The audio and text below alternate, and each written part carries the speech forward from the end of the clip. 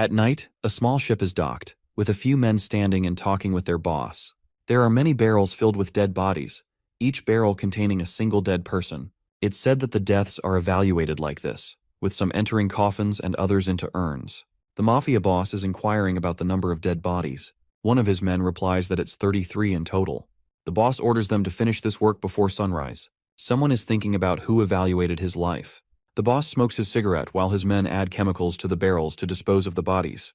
The mafia boss remains relaxed, tossing his cigarette into the sea. Again, a person is thinking about his past life and what kind of life he had led. One of the dead bodies in the barrels seems to be alive, wondering if they will enter this place. Meanwhile, a security officer informs his team members about a woman named Snow White. The officer points at her picture and tells them she is their target. One of his team members asks why she is called Snow White, since she isn't Caucasian and just looks like a typical Asian woman. Also, she seems too weak to be a target. The team leader, Kim Soo-hyuk, explains that they can't judge her based on race or gender because she is really a dangerous woman. Her name is Anna Nanayama, also known as Snow White, and she is the leader of the Yakuza. The reason she is called Snow White is that she is the main supplier of drugs like pure cocaine, which is why she got that name. She is scheduled to hold a drug party at a hotel with minimal security after meeting with domestic and international factions. To prevent the spread of illegal drugs domestically, this opportunity must be used to eliminate her. She is also known for drugging and abusing innocent girls. The officer informs his team that since it will be disguised as an organization conflict, firearms are not permitted. The officer laughs, saying this mission is a bit rough, which is why they've assigned him as their top agent. His name is Soo-hyuk, the team leader. One of the team members taunts him by saying that he only trusts him as their team leader. Soo-hyuk confidently replies that they should leave this mission to him. Right now, our protagonist enters the hotel, where many Yakuza members are standing. These Yakuza wonder what he is doing there and how he managed to get in. He connects with his team members, informing them that Alpha is entering. Suddenly, he pulls out his large knife and starts running toward the Yakuza members. The Yakuza also pull out their knives and attack our hero, engaging in a knife combat. Soo-hyuk cuts the throat of one Yakuza and then attacks the remaining Yakuza, killing them one by one. Soo-hyuk remembers when his officer informed him that approximately 10 non-combatants need to be eliminated, and there are estimated to be over 20 combatants. When asked how many agents he needed for the entry, he replies that he only needs 3 agents, including himself. His officer is confused, wondering why he is going in with only 3 agents. Soo-hyuk explains that there are 3 exits, so it can't be helped. It's an extermination operation after all, and it doesn't really matter how many Yakuza there are. Our protagonist holds a knife, stained with blood, in his hand, saying that no one can defeat his brothers. One of his brothers informs him that it's too easy because he has already killed many Yakuza on his side of the entrance.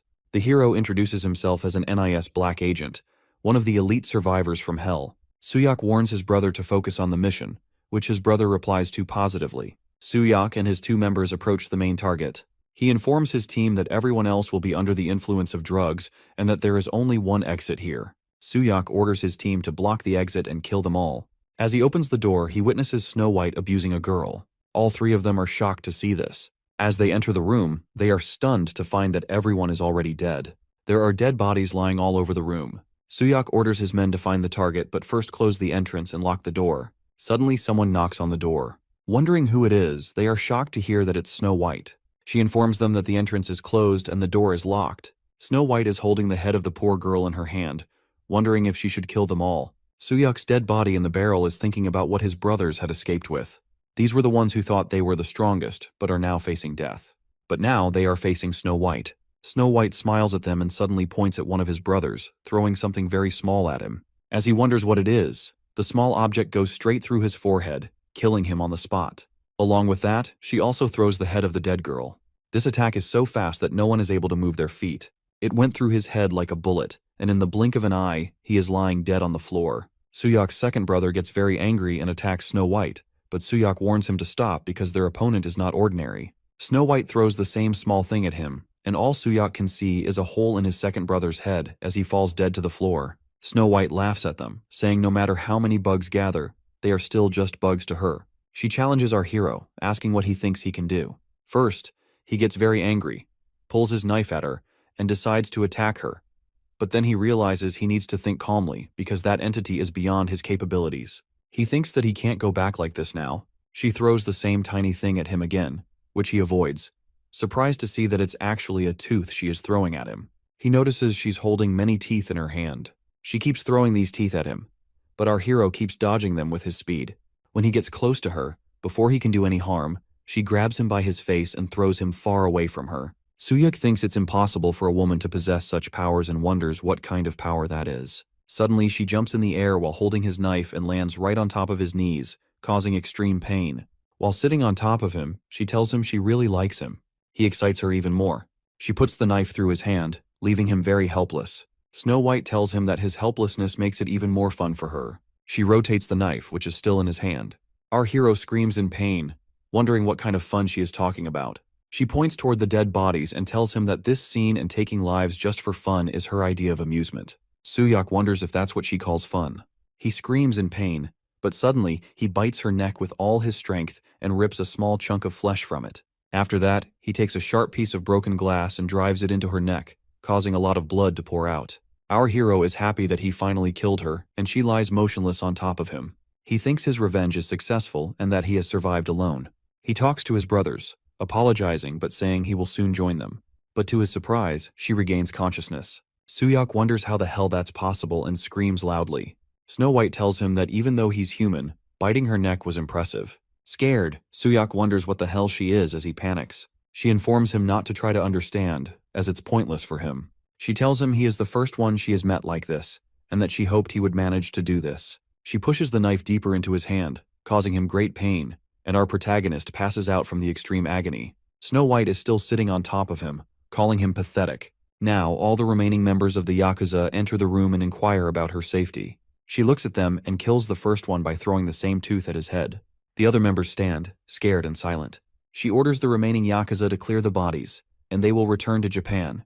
Right now, Suyuk is standing in his barrel, completely naked and covered with chemicals, looking at the sky. He thinks that they said death forms evaluate life. One Yakuza member looks at him and tells his partner, wondering why this is happening. The other one wonders what's going on, but their boss laughs and tells them to look at this guy, not to worry, because he is sure he's dead. One of them wonders if this is rigor mortis or something because he's never seen anything like this before, and wonders what kind of grudge would make someone do this. Our protagonist wonders what will happen if he refuses to die.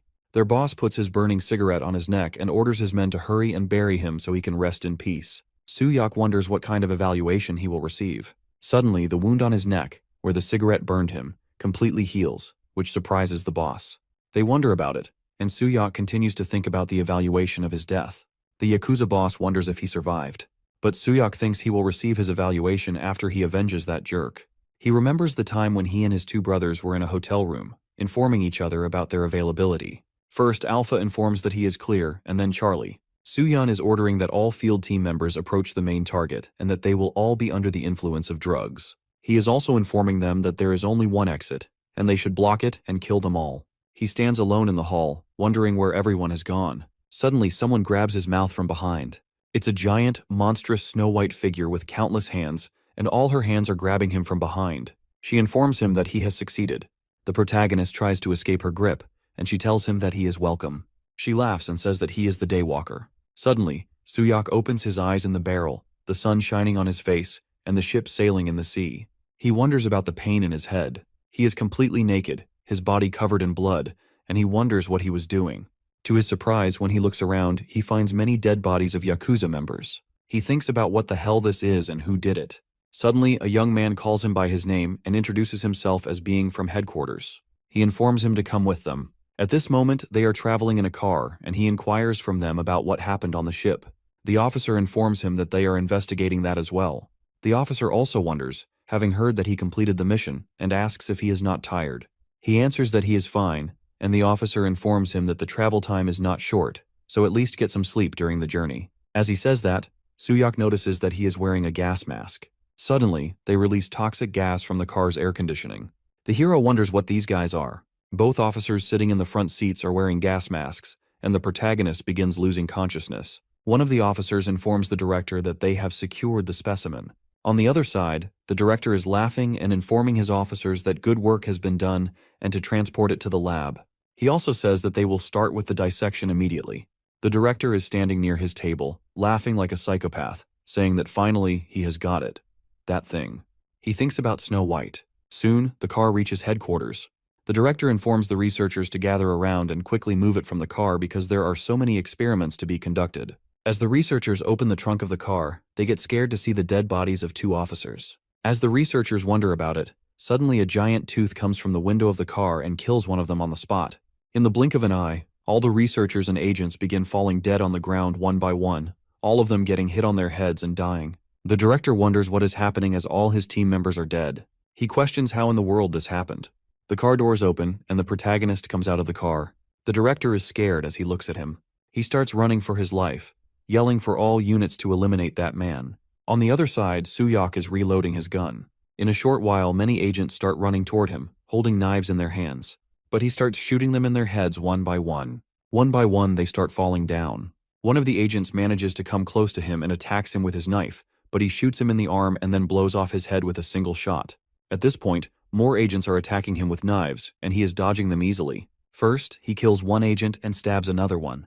After killing him, he shoots the other one as well. But suddenly, an agent from a little distance manages to shoot him in the head. Shortly after, the agent informs the director that they have subdued him. All the remaining agents come close to his dead body while our protagonist is lying dead on the ground. These agents are armed with guns. When they get close to Soo-hyuk, he suddenly pulls his gun and shoots 2 of them immediately. The other agent shouts that he definitely shot him in the head and wonders why he is not dead and still moving. In the meantime, our protagonist grabs that agent by his neck while the agent is screaming and begging for mercy. After killing him, our protagonist thinks that he and his team dedicated their entire lives to the country, while the director is running away and screaming for help. He remembers when he killed 2 agents in the car and read the message from the director to kill him. He thinks that they have sacrificed them for their own achievement. He is looking at the director, who is running away from him. He thinks that he will show the director just how vicious the dog he abandoned can be. He walks away from the parking lot where he killed countless agents. Soo-hyuk thinks that maybe twice or even 3 times he died. He has no idea what's happening to his body. But what is certain is that as an agent, he gathers information and eliminates enemies. The director begs him to calm down, saying he'll explain everything, that there were circumstances, and that he'll help with Soo-hyuk's next promotion. He begs him to put the gun down. While saying all this, our protagonist shoots him in the leg. The director continues begging, asking Soo-hyuk to wait just a moment and listen to him. Our hero replies, telling him to shut up and answer the question. At this point, Soo-hyuk wants to know what the director did to him.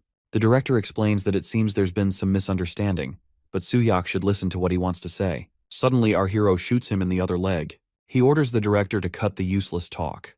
The director explains that even if he dies, he comes back to life and his wounds heal quickly, and some of Snow White's subordinates were the same. Those guys reached the top of Japan despite being a new force, probably thanks to that technology. The director says they wanted to obtain that technology as well. Soo-hyuk wonders why the director sent those agents. The director explains that, instead of getting any information, they all ended up dead, so the plan was revised. Not with those mediocre agents. They decided to send a reliable one, which is why Soo-hyuk was chosen. The director continues, saying that just as Snow White entered Korea, she brought that technology. From this point forward, even with dangerous missions, Soo-hyuk won't have to worry about injuries. He has worked hard as team leader, and the director calls him a hero. But our hero shoots him in the arm. The director yells that he's told everything, so why is he shooting him? Soo-hyuk wonders about the director calling him a hero when he was planning to use him as a test subject. Did he even know about that jerk? If there were continuous casualties, he should have gathered more information. They all died because of the director's greed. Soo-hyuk is sure his colleagues could have been saved. The director explains that let's say he has some strange abilities, and those Yakuza assholes are just people too. He says he wouldn't lose to people. He wonders if it's not Soo-hyuk's job. They only died because they were on a mission with a death wish. The director says they even gave them medals when they died. So why is Soo-hyuk causing a fuss? He calls Soo-hyuk a bastard in anger. But Soo-hyuk also gets angry and hits his head with his gun, telling him it's enough and to not say another word. He pulls out his knife and tells the director to feel the pain the agents experienced. He says the night is awfully long while moving closer to the director. The director begs, almost crying, telling him to wait. Suddenly, 4 cars arrive at the location, and they order Soo-hyuk to drop his weapon and surrender immediately. The director yells at his agents, asking why it took them all that time to come after calling them. 14 Special Forces commandos come out of their vehicles and take their positions against Soo-hyuk. Our hero thinks this is dangerous and he needs to find cover quickly, so he starts running. The commandos open fire, hitting him several times, and he falls to the ground. The leader of the commandos orders them to cease fire. The director mocks Soo-hyuk, saying that looking all high and mighty serves him right. He says he just needs to be tied up for life and give them his blood gladly. The director wonders if Soo-hyuk can't resurrect and heal wounds too, then he should just keep pounding away. Whether it's him or the Yakuza, they'll overpower with firepower. The director mockingly laughs at him, saying that Suyok has worked hard. Suddenly, the director hears a woman's voice. She's looking down from the roof at them, wondering if that's Suyok. He recognizes her as squad leader Ayaka. She informs him that this is the Yakuza he just mentioned. The director shouts to kill that jerk too. She jumps behind the commandos, and they wonder when that happened. As they turn, she starts cutting them down one by one. She cuts down half of them and jumps back to the roof. The leader of the commandos orders his team to fire at once. She's so fast that she cuts their bullets with her sword, which surprises them. With lightning speed, she starts cutting down the remaining team members, and in the blink of an eye, she kills most of them. From a distance, a sniper takes a shot at her. She sees the bullet coming, and she cuts the bullet in half. The last two commandos discuss with each other, wondering what kind of monster she is, since she not only blocked the bullets, but also cut them down. Suddenly, with incredible speed, she jumps at them, killing one, and then cutting down the second one. At this point, she walks toward the director with a sword in each hand. She walks toward him under the moonlight, both swords shining. The director calls her a monster over and over again. But in the blink of an eye, she cuts his head in two. She stands in front of our protagonist, and he's just waking up. She wonders if he is Suyok. She informs him that Lady Anna asked for him to be brought to her. Our hero, still angry, tells her to piss off and calls her a whore. At this point, the female Yakuza informs him that it wasn't to bring him in, but to bring him to her, saying it in a threatening voice. She suddenly attacks our hero, which he stops with his knife. She tells him that he is very impressive. Suyun wonders if he has lost too much blood, and the longer this drags on, the worse it gets. At this moment, she is attacking him again, and he wonders if this is the only way. She strikes him once more with her two swords, informing him that he held out for a long time, but this is the end for him, as she continues her relentless attack. Finally, she penetrates his chest with her sword. After looking at the sword lodged in him, he grabs her hand, pulls the sword out of his chest, and attacks her with his knife. This time, both fall away from each other, but he manages to cut her head off. Our protagonist thinks that this time, he definitely cut Snow White's head off. He manages to cut her head off, but at the same time, she manages to cut his arm off. Still, he says that he won. He feels his mind fading, and he's dying again. Suddenly, the headless body of the attacker stands up again, and she says that he is impressive. Our hero is speechless and scared upon seeing this. He quietly stares at her headless body as she simply puts her head back on her neck, and very strangely, her neck repairs itself. Then she tells him that Lady Anna would find this desirable. Suyok worries because his body is not moving. She stands on his chest and places her sword on his chest, informing him that he has done well. When he wakes up, he will be in front of Lady Anna. He is scared and just stares at her. She simply puts her sword in his chest and stands there, saying that he should be more docile by this point because his blood supply has been cut off, and he is still conscious. He should return before it's too late. She places her hand on him, and very strangely, he manages to stand up. She tells him that struggling is pointless, but Suyok tries to punch her. At this moment, she cuts her remaining hand off and calls him foolish, informing him that at this rate, all his limbs will be cut off. She is surprised to see that his one arm grows back, and he punches her with it. Shortly after, his second arm grows back, and this time his arms are very strong and muscular. With a single attack, he rips off her skin from her arm. She thinks that it's regenerating again at super speed. He attacks her with incredible speed. This time, he bites her arms, and his bite is so strong that she has to cut her arms off to free herself from him. She grows her arms back with some magic, but he is still holding her arm in his teeth like an animal. Then, she thinks that at this rate, she will lose everything. She jumps into the air and attacks him, but she is surprised to see that his teeth are sharp and very large, and he howls like a wolf. His body is so big and strong that his shirt rips apart from him. She wonders what on earth that is. Suddenly, a bullet hits him in the head. As she tries to grasp what is happening, a few men appear, holding guns in their hands. Among them, a woman steps forward and remarks that Father in heaven, they are sending these two up. The woman who is fighting with our protagonist is scared to see that woman, and men are calling them bastards. The beautiful woman who just arrived with her soldiers is ordering them to shoot both of them. They start shooting at their legs because she ordered them to aim for their legs. Both fall to the ground as their legs are wounded. At that moment, she orders her soldiers to stop, and she points at our protagonist, commanding them to burn him. The soldiers shoot arrows at him, which are connected with wires. These arrows penetrate his chest and arms, and they start giving him electric shocks. The female attacker observes that the sun is rising, and with the rays of the sun, her skin starts burning. The female leader of the armed men wonders if it's painful for her, and informs her that the hellfire will be twice as hot. The one-armed female says that she's making such a fuss over it and calls them mere humans. The female leader tells her not to look down on humans. crushes her wrist with her foot, and breaks it. The female attacker starts screaming in pain. The lady boss wonders what she is saying and calls her a half-wit, informing her that she will die by her hands today, and soon her friends will too. At that moment, she wonders about her team members and what they are doing with our protagonist. They inform her that he is still standing after being hit by that. She says no more than that, and wonders why he is unaffected under the sun. The lady killer thinks that this is her chance to get away from here, so she jumps and runs away. The lady boss wonders if he used up his remaining blood, and even so, under the sun. If she chases right away, one of her gunmen wonders why didn't this bastard die. Our hero suddenly jumps and attacks one of the gunmen, but the lady boss quickly cuts off his arm with her sword. She orders her team to retreat from here, understanding that this one seems more dangerous. She attacks him again with her sword, but he stops it with his arm. She wonders how tough this one is. His arm grows back again. He throws a punch at her but doesn't hit her. She is surprised to see it and is happy that it's a good thing she didn't finish off that guy earlier. At this point, she punches him with some magical powers that show fire coming out of her hand, and that fire goes right through his chest. He falls far away from there. She wonders how a guy like him is bound to stand out and where he has been hiding all this time, so they haven't seen him until this moment. There is smoke everywhere, but she looks at him drinking blood from the neck of the director. She is surprised to see that he's sucking blood during the battle. After drinking the blood, he becomes stronger, and he now looks at her with extreme anger. After that, he starts shouting very loudly. The lady boss tells him that he must be finished here. She's getting ready for one final attack on him as she holds her sword with both hands, and her sword starts glowing with fire. As she starts charging towards him, she notices that suddenly he falls to the ground and passes out from weakness. When he falls, he breaks the floor under him. She wonders what this is. Our protagonist hears someone calling his name, Team Leader Suyok, repeatedly. He opens his eyes and wonders about that voice. He looks at the person, and it's his commander. His commander asks if Team Leader Suyok is conscious. The lady boss is also there staring at him. Suyok asks about the identity of the lady boss, but finds out that he is chained to a pillar. He wonders about his condition. The lady boss informs Suyok to listen to her carefully. After considering his conduct, they have decided to kill him because he is a vampire. He is surprised and looks at the lady boss, wondering what she is talking about.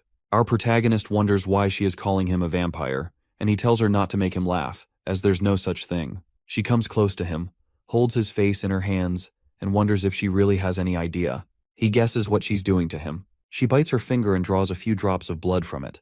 After seeing the blood, he starts feeling thirsty. His teeth begin to grow, and veins start pumping. His eyes turn red as he focuses on the drop of blood. The only thing on his mind is that he wants to drink that blood. He stares at her like a crazy person. At this moment, she asks him if he believes it now. Our protagonist inquires what just happened. The commander tells her that he can't believe it, but it seems true. He also got a video of him rampaging on the ship, and the bodies were exactly as the person described. Suyok asks if he's saying that he did that. The lady boss explains that issuing a removal mission without knowing what Anna is, and it's true when these guys are reckless. Suyok wonders if they found out that Anna is a vampire, and something even the National Intelligence Service doesn't know. The lady boss confirms that, of course, killing vampires is the job of her Vatican squad. She puts her feet on his chest and informs him that, according to the rules, they should have killed him too, but she will give him a special chance to become her dog. Suyok is surprised to hear that. She continues that from what she's heard, they have a common enemy. So, let's not waste their strength on each other and kill Anna together. At that moment, in a multi-story building, Snow White says that some are taking over the cartel and absorbing the mafia, so why can't anyone catch a single bug? She grabs the lady attacker by her neck, and the attacker begs for mercy, saying sorry to her. Snow White already cut off her body into several pieces. Snow White explains that, as expected, she should not have entrusted it to her. She then pulls off her mask, kisses her on the lips, and transfers some of her blood into her mouth. After receiving her blood, her body starts growing back, and within a few seconds, her body fully regenerates. At this point, she's sitting in front of Snow White on her knees. Snow White warns her that this is her last chance and orders her to bring her. The lady attacker leaves the building, and while walking on the street, another girl looks at her from the roof of the building. She's sitting on the roof like a cat. Our protagonist is traveling in a car with the lady boss and a driver. He thinks about her warning that he just has to choose whether to die as a vampire from her hands or become her dog and work to kill Anna together. He also remembers the advice of his commander to be careful, and no matter what, the agent he killed was from the director's faction. They have no chance but to target him as well. His expression says it all. The lady boss inquires if it's hard to believe that he's a vampire. Suyok asks her why she brought him here. She explains that if it wasn't for her, all the factions would have targeted him. In that case, she suggests, isn't it better to take revenge together? At this point, the hero asks if she can trust him, to which she responds without hesitation that of course not at all. And the enemy of her enemy is her ally. For now, that's enough. She informs him that they're at the main base of the squad, and it's a sanctum. He asks if it's not just a cathedral, to which she replies affirmatively. He mentions that this way, it seems more natural. He looks at the building, still wondering if they were supposed to return. She clarifies that this isn't their destination. Moreover, since the sanctum is protected by sacred artifacts, he can't enter it. At that moment he wonders what's next. She replies that even if he becomes a member of the squad, right now, he's just prey for Anna. Therefore, she has classified him as a special case and decided to manage him herself. In other words, he'll have to live with her.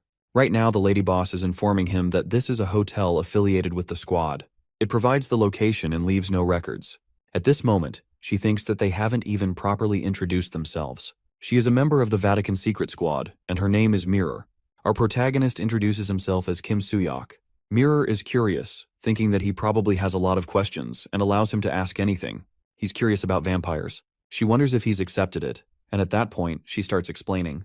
As long as they keep consuming human blood, vampires will never die. They possess physical abilities that surpass those of humans, and some vampires also have unique abilities. Most of these abilities are made from the blood of ancient vampires. Currently, Anna is the only remaining one. Soo-hyuk suddenly remembers the time when he bit Anna's neck, and some of her blood went into his mouth. He wants to know from Mirror how they kill them. She explains that vampires burn to death when exposed to sunlight, except for him. That's probably why Anna is targeting him. However, by turning that point to his advantage, they can create an opportunity to confront Anna.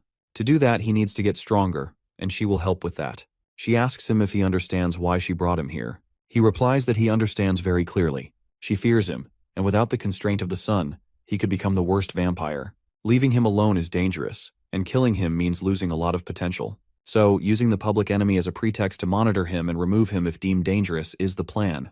In any case, she has nothing to lose. She smiles at him, wondering if he's not the top agent for nothing. In the end, he is still a vampire, and it's just part of doing his job as a squad member. She continues, saying that it's also true that they want to kill Anna, and for that, they intend to make him stronger.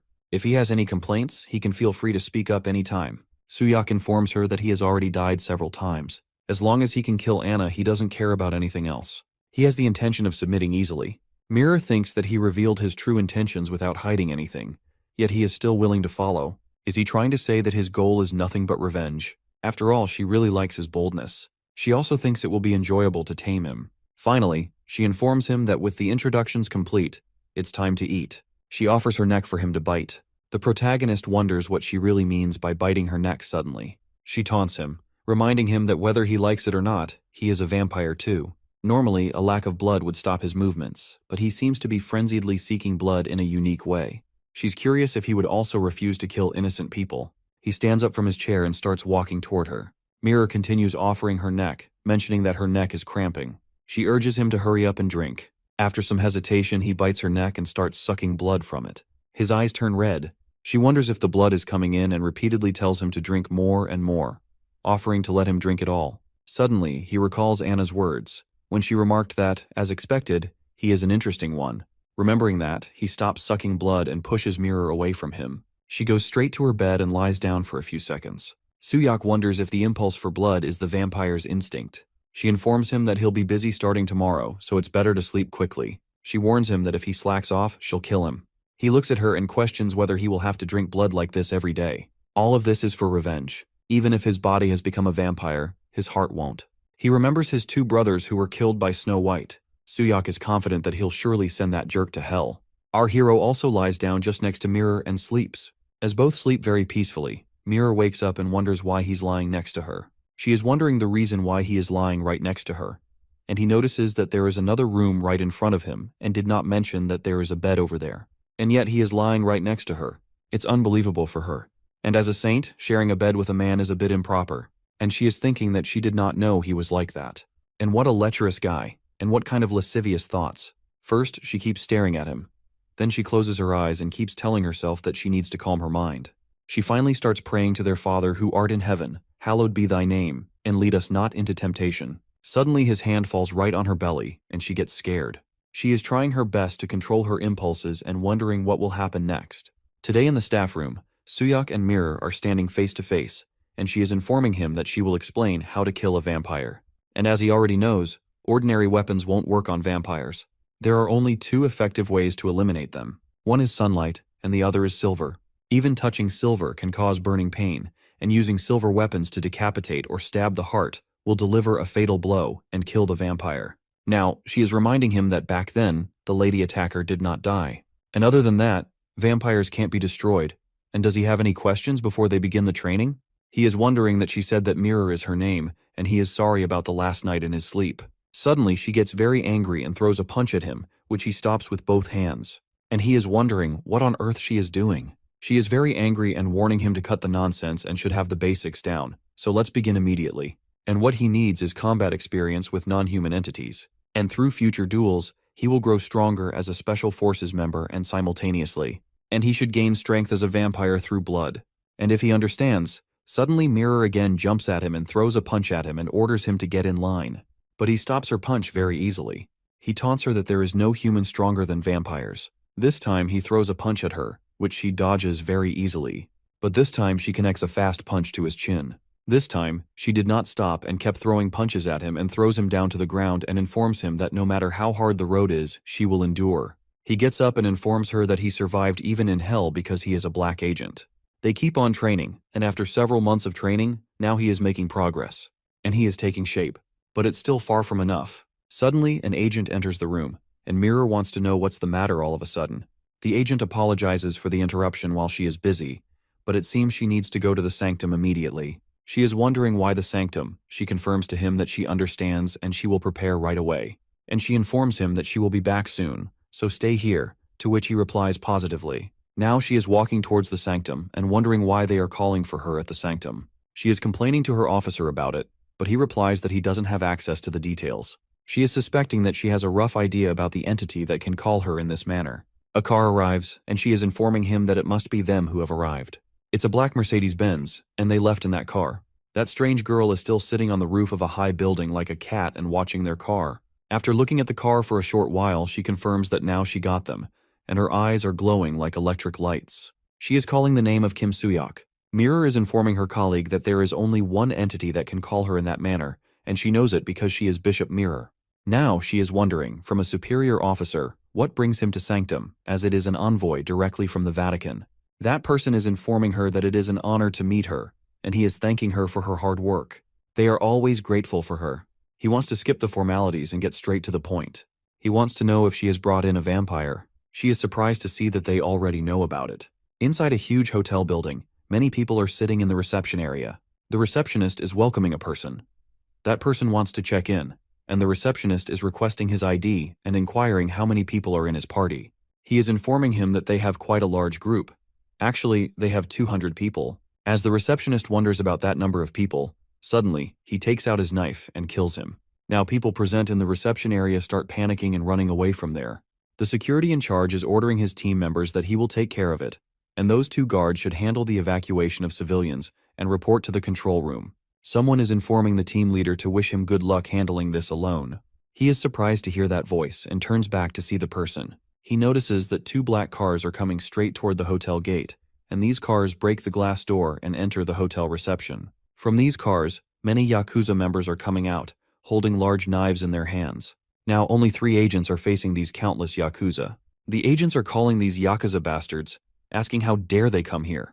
The leader stabs one Yakuza in his chest and puts a large cut on it, but to his surprise, the cut heals itself very quickly. The Yakuza kills him with a single swing of his knife. The Yakuza is saying to him that hiding in a place like this and joining forces with the Vatican scum is a betrayal of brothers. They are looking for Soo-hyuk, and their leader is informing them that he must be somewhere around here. If it's him who administered that, there should not be any problem. All these Yakuza are vampires. Now the lady Yakuza is ordering these men to bring him, and all the Yakuza start running toward the rooms. She is talking with a vampire girl and informing her that she has worked hard searching too, and ordering her to destroy the control room and then join her. The vampire girl is wondering when, after this is over, they are going to eat until they are stuffed. That vampire girl is the squad leader, sir, of the Nanayama Yakuza, and her name is Coco. When she gets the confirmation, she becomes very happy. Now she is moving toward the control room. It's very surprising that Coco is walking like a cat on her arms and legs. The lady Yakuza leader is in the elevator and thinking about Mirror, that she left her post as well, and the only ones left here are the small fry. Just in case, the Lady Yakuza brought along subordinates who have used that, and there is no way they can fail. But when she reaches the 18th floor, she gets shocked to see that all her men are killed. She is wondering how these men are already defeated. She is curious if there is any high-level bishop there. If not, as she is thinking about it, she suddenly hears someone say to her that it's been a while. As she turns back to see that person, she gets surprised to see Suyok, who is asking her if she was looking for him. In the meantime, that man in the church is asking Mirror what she has brought in a vampire in the Vatican squad. He is also informing Mirror that he doesn't doubt her judgment, and he will hear the details at the next bishop's meeting, but he hopes that she understands what she is doing. She replies positively. She is explaining that after closely monitoring for the past 3 months, there were no factors that posed a threat, and he has diligently undergone the Vatican's training. She also includes that whether he will lead them to ruin or salvation, she doesn't know either, but she has seen it. In the hotel building, Suyok is informing the Lady Yakuza that it's a relief for him because he has been looking for her too. He is saying that a vampire with red eyes, standing in the radiant light. He wants to settle this today. The Lady Yakuza is angry and says that it's insane. She draws her sword at him and attacks, but to her surprise, he is too strong for her as he stops her attack like it's nothing. She's curious to know what he's been doing all this time to become this strong. Suyok warns her that he will return her words exactly as she said them, and she's helped out for a long time. He grabs her by the neck, throws her to the ground, and sits on top of her, informing her that this is the end for her at this point. She's scared to death while he stops his knife right in front of her eye. She's curious to know why the attack stopped. Her body is shivering and not moving. She wonders what's happening to her. And suddenly, a woman with 2 very large snakes enters the room, wondering if he is Suyok. Actually, she is squad leader 5 of the Nazayama Yakuza, and her name is Katarina. He's curious to know if it's that woman's ability. The Lady Yakuza tells Katarina to hurry up and subdue him, but Katarina isn't in any hurry. She tells her to calm down and says there's no need to tell her what to do, as one of her snakes moves towards our hero. She's planning to do that anyway. One of her snakes wraps its body around the Lady Yakuza, and she is very scared. Our hero wonders if she's here to help the Lady Yakuza. The Lady Yakuza wonders what Katarina is doing, and Katarina informs her that it's because she wanted to do it. Katarina calls him an unbreakable toy. At this point, Katarina thinks about all the young men she's killed. No matter how handsome a human is, in the end, they either die or become ugly. So she always wanted a male vampire, and she didn't expect to see one this soon. Katarina orders Suyok to come toward her, and he realizes that his body is moving on its own. He wonders if it's a controlling ability. She makes him grab her breast and orders him to be a slave, moving according to her will forever. The Lady Yakuza calls Katarina a whore, warning her that Lady Anna will not allow such a thing. Katarina informs her that she already did, and if they secure Suyok, it won't matter. She also informs her that Lady Anna ordered to eliminate her and her useless friend. The Lady Yakuza is very sad to hear that because she and Lady Anna are lovers. Right this moment, both the Lady Yakuza and Suyok are in Katarina's snake grip. Katarina wonders if she's faint and how something so simple dragged on for months. She held out for a long time with her useless talent and worked very hard. She says her final goodbye to the Lady Yakuza as her snake is about to eat her alive. Suddenly, Coco enters the room and informs the Lady Yakuza that she has done everything. After seeing Ayaka in that condition, Coco gets very sad and asks what's wrong. Katarina points at Suyok, saying that this bastard did that. The innocent Coco gets very angry at him and starts shouting at him. Our hero thinks that the enemies have increased, and just dealing with this woman is overwhelming. Katarina informs him that he doesn't have to worry because they've secured him and can return to Lady Anna. The innocent-minded Coco is still wondering if this guy did this to Ayaka. Katarina informs her that yes, he did it. Coco gets angry at him but can smell Katarina's poison on Ayaka. At this point, Katarina is a little surprised. In a jail cell, a very young girl is saying that she is very scared and wants to go home. She is calling for her mommy. Another child is lying down on the ground and looks unconscious. A very young Coco is introducing herself to that child and wants to know her name. It's Ayaka, who is remembering when she met Coco for the first time. At this moment, Ayaka wants to know from Suyok if he is awake and wondering if she can still move. He is not surprised that she still can't move. She is wondering if ultra-speed recovery is really that different. She wants to know about Coco. He informs her that the situation is not good. She is scared to know that Coco attacks at Cartina's snakes and fights well with them, but the compatibility is poor because of the snakes and poison. They can't even get close to that whore, and the speed is slowing down due to exhaustion. Ayaka informs him that if this continues, she will die, and they have to save her. He tells her that with her body, she would just be a burden. Ayaka gets angry and calls him an asshole. At this point, he wants her to share some information with him about that snake whore. He suggests that if it's her and her friend with him, they can win. Ayaka is curious if he wants to team up with them, and wasn't he trying to kill her just before? But she also understands that right now it's the best option for them. But she informs him that he shouldn't be ridiculous. How can she trust him? Suyok wonders what she wants to do next. He pulls his knife on her, and Ayaka becomes very scared.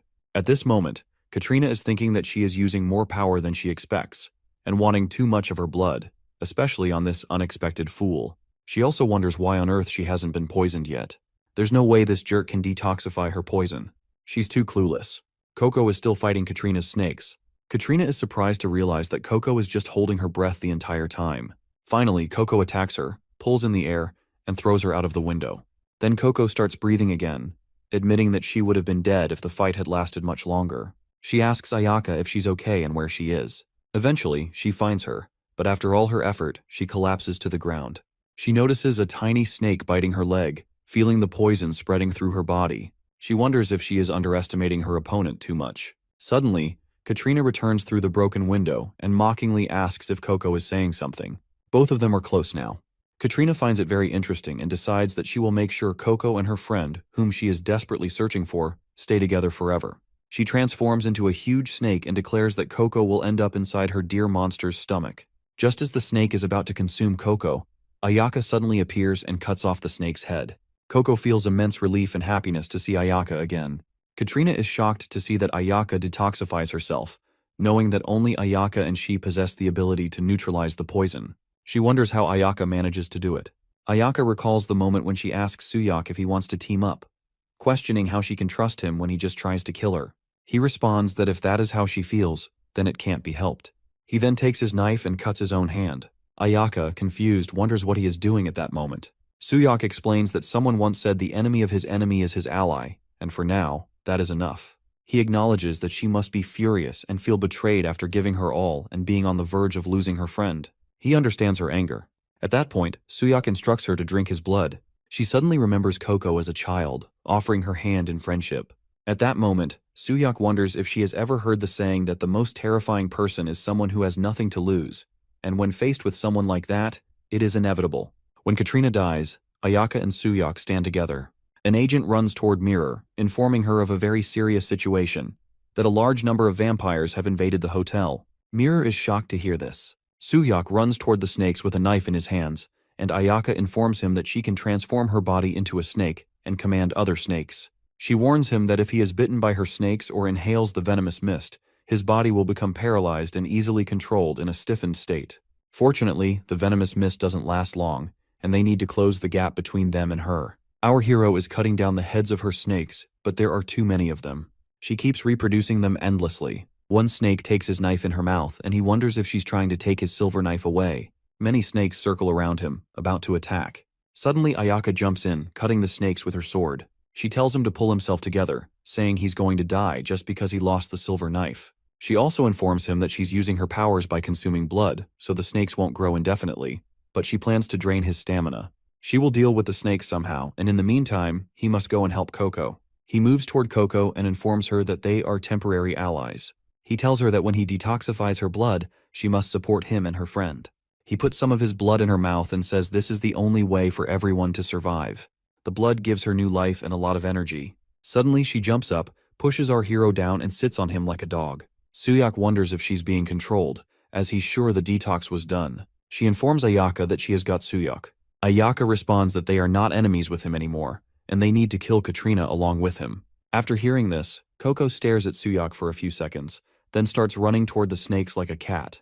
Katrina thinks that her plan to find Suyok using these two girls was perfect, but breaking down the poison and then using them after detoxification was also as she expected. She's determined to own Suyok. Meanwhile, Suyok is busy fighting her snakes and guiding the girls to continue fighting as they get closer to Katrina. They just have to push a little more. He shouts that the venomous mist is closing in, and everyone holds their breath, staying close. Ayaka tells them that the mist will clear up soon anyway, and the reason for the smokescreen is... Before she finishes, Suyok says that she must be planning to take out one of them. Ayaka replies that probably, excluding her, the target is either Ayaka because she's fast, or someone who fought alone and relies on Ayaka. Suddenly, Katrina appears right in front of Coco. She tells Coco how dare she lay hands on her body and that she will kill her first. Actually, her snakes bite Ayaka from all directions. Coco is worried about her. Our hero says he even anticipated her reaction, and if she targets Coco, then one of them is bound to get hit. He tells her to come quickly, and he'll share his blood with her before that whore comes, but she informs him that there's no need for that. He insists that time is of the essence and she better hurry. Our hero and Coco witness the snakes biting Ayaka all over her body. Suddenly she gets hit by a knife to her chest. Ayaka remembers when she was young, her mother telling her that she was sorry because she had to listen to what that man says from this point forward. Her mother sold her for drugs. That man introduced her to new friends. Actually, it was a red medicine, and by injecting that red medicine, he told her to be good friends with Red. During that process, she experienced a great amount of pain. It was their daily, repeating medication experiments. Because of these medicines, everyone started getting weirder and weirder, and one by one, they all died. It was so scary. But there was a time when she thought it would be better if she were the one to freeze to death right there. And when she was crying, she met Coco in the jail. She remembered how fascinating Coco was because she was the one who could smile in such a hell, and Ayaka laughed along with her. Every day felt like hell, but they could endure by relying on each other. Even the little happiness was short-lived. One day, the doctor orders his staff to isolate the subjects according to the dosage. He says that the control group should go to the left and the experimental group to the right, and they were separated. She remembers when they both were crying, looking at each other and calling each other's names. Ayaka is about to return her jacket, but Ayana tells her to keep wearing it, saying she will definitely come and find her. Coco becomes very happy after hearing that. A few years later, they transfer Ayaka to Coco's cell, and finally, she finds Coco again. She is so happy to find her alive. Ayaka informs Coco that she thought she would never see her again, but at that time, Coco is unable to recognize her. When Coco asks about Ayaka's identity, Ayaka tells her that she is someone who wants to be her friend. Coco is happy that she saved her. After that, she vows to protect her. Finally, they survive that hell. But they face a serious problem. One side is physically unstable, which is Ayaka, and the other side is mentally unstable, which is Coco. Both of them make a plan. They wonder what their difference is from humans and why they should be kept alive. They even consider whether they can just kill them. After escaping from there, another hell begins for them. Ayaka starts training to fight with a sword, thinking that she intended to die, and that if she didn't meet expectations, she could be discarded at any time. But as long as she could live with Coco, she shouldn't have left it to her. Can't she even catch a single bug? This is her last chance. The level of humiliation. She also remembers how Sayak fed her his blood to save her life, and how Lady Anna ripped apart her body just to shame her, and how it felt to be thrown out after giving them everything she had, and the frustration of losing a close friend. When Suyak offers her his own blood to drink and offers her the chance to live together and escape, she thinks that, for the first time, someone understands her, and it was him, her enemy. To survive, she stained her hands countless times, and even though she knew what was right, she couldn't do anything. But if it's him, at this point, she wants Suyak to listen to her very well. First, she tries to say something, but suddenly, she pulls him close to her and kisses him. Her body is cracking and falling apart, and she says thanks to Suyak. At this moment, she comforts Coco and tells her not to cry. She still remembers all the good memories with Coco. Ayaka says that they will always be together. As she says these words, her body starts disappearing in very small pieces, and within a few moments, she completely disappears. Coco is crying like a child, sitting next to her remaining clothes. Coco is calling Ayaka's name repeatedly, and she is crying. Katrina is smiling and saying, "Poor Ayaka," adding that she spent her whole life supporting her friend and ended up dying because of her. Katrina is taunting her, saying that at this point, she realizes this is all a futile resistance. She orders Coco to let's go to Anna, where she will be treated kindly. Unlike those guys, of course, by her. Suyak replies that he understands, and Katrina is surprised by his answer. Suyak completes his sentence by saying that he comprehends Ayaka. He says again that he knows what he needs to do. Annoyed, Katrina wonders if she's speaking to herself since no one is listening to her. Coco starts demanding from Katrina to bring Ayaka back, and while shouting these words, she suddenly attacks Katrina with her super speed. Coco jumps into the air and lands back on the ground, and her action creates a very bright light. Both Katrina and Suyak are surprised to see that. As they wonder what just happened, they find out that it's the Vatican people who have arrived. With them, Mirror is also present. Suyak informs her that Coco is not among the enemy, and that they are together. But he notices that a bullet just missed his head, and he wonders why they're shooting at him. A woman says there are really a lot of vampires and informs him that he doesn't have to worry about it because she will purify all of them. Her attack is filled with divine power, and even her eyes are pierced by the Holy Cross. She tells him that he's got some guts because they're attacking a hotel belonging to the Vatican squad. Katrina tells her that she's the one with guts because she has brought so many puppets for her. She starts releasing venom into the air, and Suyok warns everyone to hold their breath. If they inhale, they will either be paralyzed or become her slave. But the lady walks towards the venom with confidence. Our hero wonders how she is going to block this. The lady builds a magical wall in front of the snake. The snake cannot enter that wall, and the lady is very happy with that. Afterward, she throws a magical ball at the snake, cutting off its head. Coco and Suyok are holding their breaths, witnessing all this, and wondering how she can handle those snakes so easily. At this point, the lady asks them what's next. They're curious about how strong she is. Our hero notices that the snake jerk has disappeared, and there are no poisonous clouds aside from the snake's head. The lady is sad because she has no idea where Katrina went. She asks her team members where she could have gone. They reply that they have no idea. One of her team members calms her down. The Lady Bishop is crying that only the head of the snake is left. Suyok informs her that it's because she cut it off, and it's possible that Katrina has hidden and escaped in the snake's head. Now she understands and thanks him. Our hero suggests that they need to chase after her quickly. The Lady Bishop points toward Coco and Suyok and orders her team to shoot them first.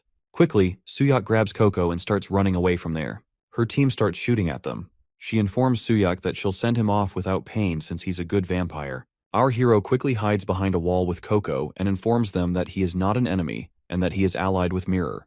The Lady Bishop, who is about to attack him, informs him that the Vatican does not negotiate with vampires. Besides, saying that he is allied with Sister Mirror is quite ridiculous, and she attacks them with her magical powers. Suyok understands now that this hasn't been shared within the Vatican yet, and he wonders how he can avoid friction. Suyok tries to prove it to her by referencing room number 1701. The lady wonders what that's about all of a sudden because it's the same room where she is living with Mirror. After hearing that, she naturalizes her weapon and gets very shocked to know that Mirror is living with a man. At this point, she's curious to know for how long and since when they've been living together. Suyok informs her that today, Mirror is wearing black underwear. The Lady Bishop is extremely shocked to hear that. In the meantime, a car stops in front of the hotel building, and Mirror comes out of the car. She is wondering why these two cars of her agents are there. When she realizes that they are here for the vampires, she starts running into the building. While running, she is cursing the vampires, saying that they are taking advantage of her absence. If she lets them take Suyok like this, then it's over. When she reaches inside, she inquires from Suyok if she heard a vampire came here, and what is going on at this moment. After entering the hall, she finds Suyok and Coco standing on one side, and the Lady Bishop is standing near them, completely lost. The only thing she is saying is that this is ridiculous. Mirror is curious about what she means by that. They are in room number 1701. She is informing her that the Yakuza and 3 vampire leaders barged in, and one of the leaders got killed after they split up. One ran away and the other was captured. Mirror confirms that they really dodged a bullet this time, and if Suyok had fallen into Anna's hands, it would have been a disaster. He is informing her that they figured out when she would be absent and came to this place. It means their information network is no joke, and this hotel is not safe anymore.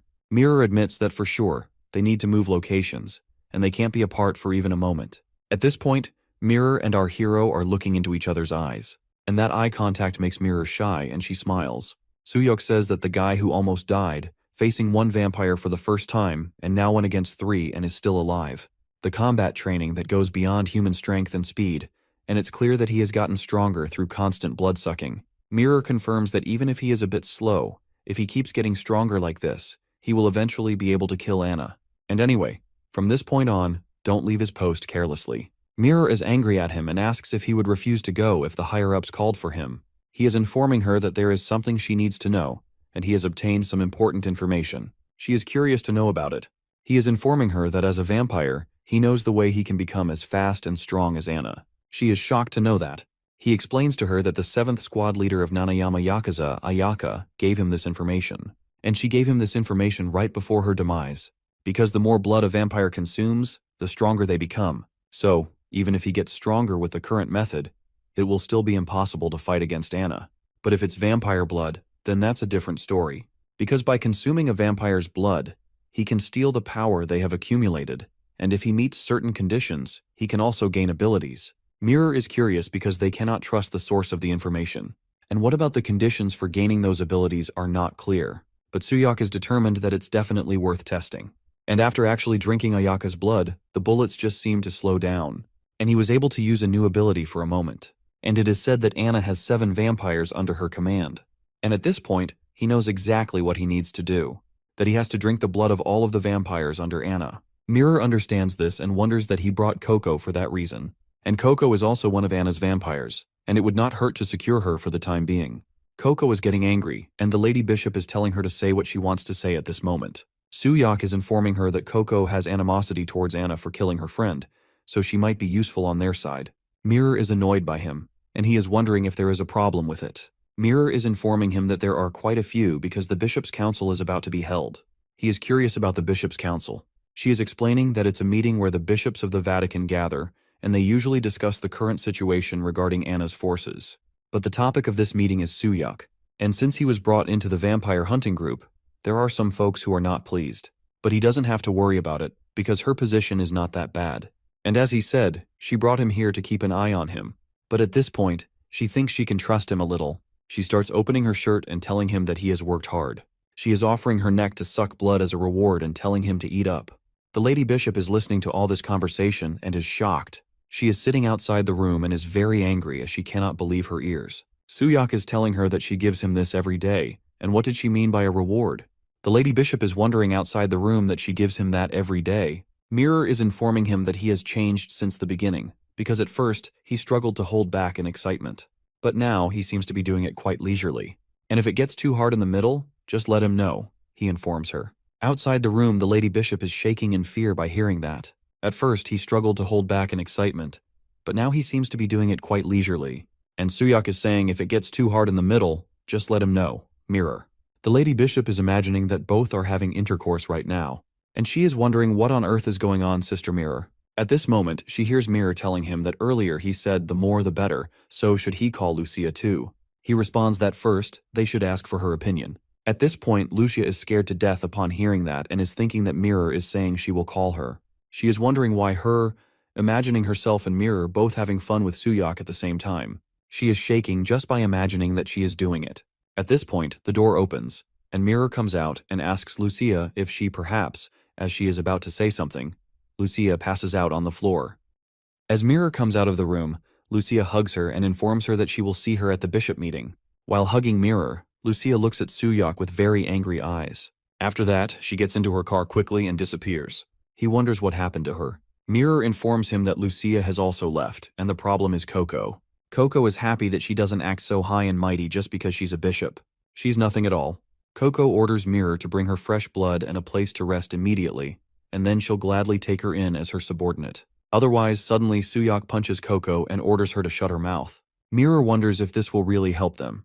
He explains that, as he mentioned before, he needs vampire blood.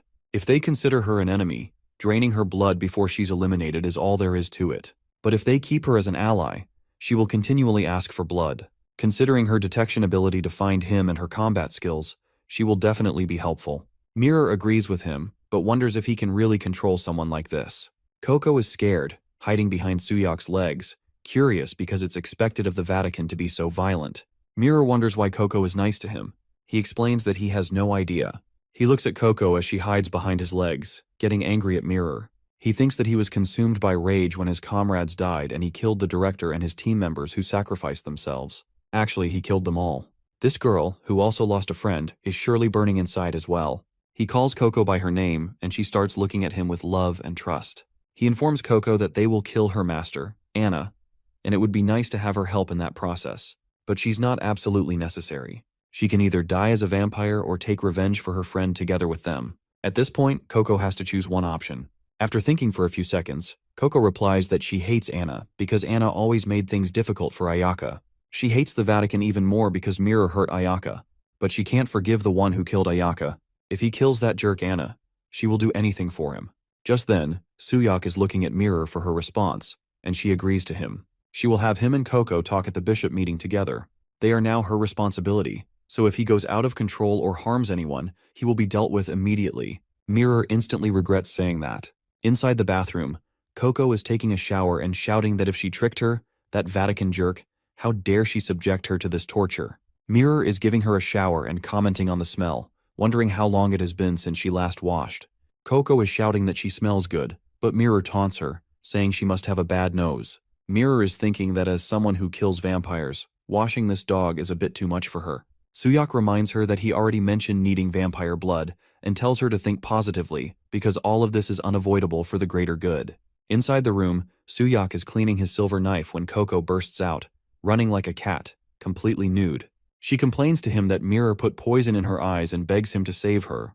While Mirror drags Coco back to the bathroom, she asks him if he isn't coming over right away. Coco is still crying out for his help. Mirror orders Coco to keep her eyes closed and stay still. Suyak remembers his friends teasing him. They call him Hyung and ask if he is getting promoted. He responds by telling them to stop calling him that and to address him as team leader Suyak instead. They laugh at him, and he tells them to cut it out because it's cringy. They playfully ask for a treat, specifically beefsteak, calling him the only team leader during times like this. Suddenly their commander shows up, wanting to join the treat as well. His friends inform the commander that Suyak is treating them to beef. Suyak, still annoyed, reminds them that just because he is a team leader doesn't mean they should call him Hyung. The commander responds that once a Hyung, always a Hyung. Suyak reflects on how noisy those times used to be. Mirror is still handling Coco, telling her to rinse her mouth quickly and not eat anything in the bathroom. After finishing the shower, Mirror, exhausted, lies down on her bed, thinking that the situation is insane. Coco never listens to her but follows Suyak's orders obediently. When Suyak tells her to sit down, Coco obeys like a dog. She even puts on her clothes the moment he tells her to, and after that, he dries her hair. Mirror wonders if Coco is acting this way because she beat up her friend before. She also recalls Coco saying that she can't forgive the one who killed Ayaka, and that if they kill Anna, she will do anything for them. Mirror reflects on how losing something precious and being left alone in enemy territory must have made Coco so sensitive, realizing she should try to understand her. Suddenly waking up, Mirror finds Coco drinking blood from her hand. Confused, she wonders what Coco is doing. Coco casually replies that she is hungry. Mirror smiles at her, but in her other hand, she holds her sword. Suyak is asleep when he hears Coco's voice. She accuses Mirror of finally showing her true colors and calls her a Vatican jerk, claiming she cursed her to die before running out the door. He closes his eyes again, murmuring his thanks for Mirror's hard work. While he remains in deep sleep, Coco sits right on top of him, gazing at him with love and care, and declares to herself that he belongs to her now. It's early in the morning, and Suyak wakes up from deep sleep, only to find someone sleeping on top of him. When he lifts his blanket, he realizes it's Coco, sleeping like a child on him. He wonders why she is here. She replies that it's dangerous because of the sunlight. He wants Coco to wake up at this moment. He removes the blanket completely, still wondering what on earth she is doing all of a sudden. She refuses to move away from him, crying while calling out Ayaka's name. At this point, he understands her problem. He drank Ayaka's blood, and now he has her scent. That's why she followed his words so well. He understands how it feels to lose a precious companion, and he understands why she's crying for her. Coco is still holding him in bed and not letting him go. He remembers the time when his commander comforted him, saying it's okay, and he cried like a child. He tells Coco that everything is fine at this point. At this moment, inside the hotel's gymnasium, he and Mirror are practicing martial arts. When Mirror throws a very fast punch at him, he easily escapes it. She's surprised to see his speed. When he punches her, it hits her in the face. She tells him that he's suddenly improved. His reactions are definitely faster than before. She wants to know if it's because of Ayaka's blood. It's good, as she needs to use this to her advantage. He wonders what she means by that. She explains that today is the day of the Bishop Conference. His existence is still unofficial, but today will be the day to decide his official admission. If he is deemed unsuitable for this order, he wonders what will happen then. Mirror explains that he will be immediately executed. She puts her hand on his shoulder and comforts him, saying he doesn't have to worry because she believes he has enough potential to attract hidden vampires, as well as rapid growth to compete with the captains in a short period of time. These two things will help him contribute to the order. Since he will be the key to ending the crusade by killing Anna, she asks if he's not confident. He replies that he was strong enough even as a human. Now that he has learned how to grow stronger as a vampire, killing Anna is just a matter of time. There's a lot to do, so let's finish this Bishop Conference or whatever quickly. Mirror is very happy with his confidence. They are ready to enter the conference room. Our hero is thinking about Nanayama Anna, the squad leaders, and himself, who has become a vampire. He thinks about the Vatican and how they're all demons from the same hell. Whether the Vatican will use him or he will use the Vatican, he doesn't care either way. He's determined to take revenge on the woman who destroyed his life. He has secured 2 of the 7 leaders, and now he's only 5 steps away from Anna. He thinks he needs to drain all of them to grow. This is what he's thinking. At this moment, Anna is inquiring about the fight from Katrina. Katrina explains that Ayaka's death has been confirmed and Coco is likely with the Vatican. She further explains that she means with Suyak. Katrina confirms to Anna that things went just as planned. He's growing very well. Katrina also explains that he even dismantled her poison that had transformed. He will come to them without even needing to intervene. Anna orders her to just focus on the red thing until then. At the bishop conference, which will be held in the cathedral soon, Mirror explains this to Suyak. He wonders why this isn't the sanctum they were in last time. She explains that this is the cathedral under the Vatican. She shows him a map and explains that it serves as a regular cathedral while also collecting information, since he cannot enter the sanctum with the sacred artifacts. It was arranged to take place here just for him. Suyak appreciates that.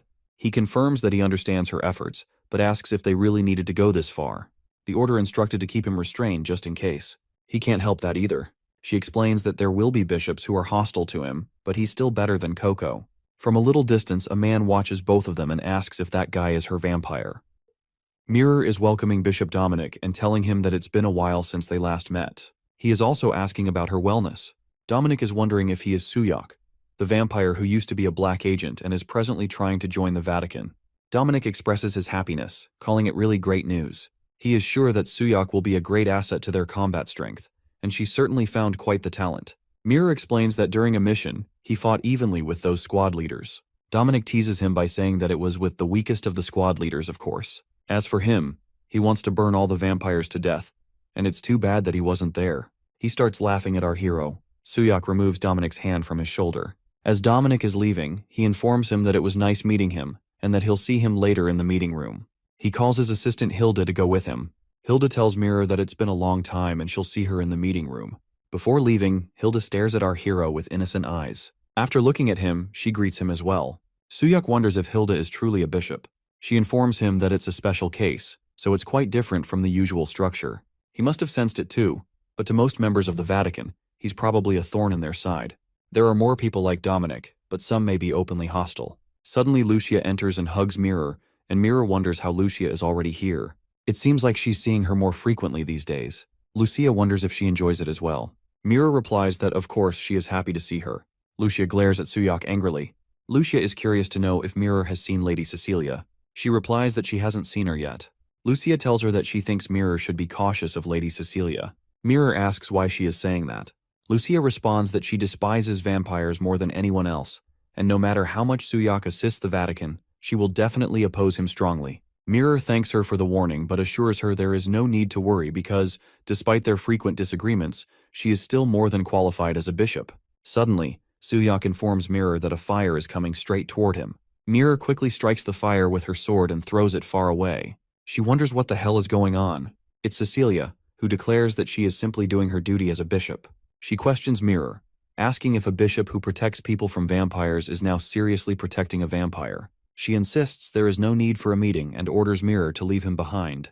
As Cecilia prepares to attack Suyak again, Lucia interrupts her, explaining that they brought Suyak there under the Cardinal's command. Cecilia remains undeterred, insisting that she is only doing her job and ordering Mirror to step aside quietly. Lucia tries to reason with Lady Cecilia, but the lady's attention is fixed solely on Suyak, finding him fascinating. Mirror warns her that if she refuses to step aside, she will handle her personally. Cecilia lunges forward, reminding Mirror that she already warned her. Lucia prepares to assist, but Mirror tells her to stand down, assuring her that she can handle the situation and will do it her way. Now Lady Cecilia and Mirror stand face to face, just moments away from clashing.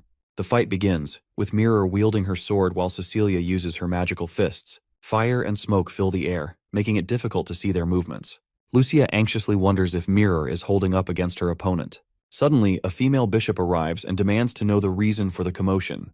Mirror and Cecilia continue exchanging blows with their swords, but Mirror is surprised by how easily the other woman blocks her attacks. The newly arrived bishop, observing the fight, questions Cecilia about Mirror's identity, clearly intrigued. Without warning, all three female bishops lower themselves into deep bows and, in unison, greet Her Holiness. The figure they acknowledge is none other than the Cardinal herself, and her name is Helena. Cecilia apologizes for her earlier misbehavior.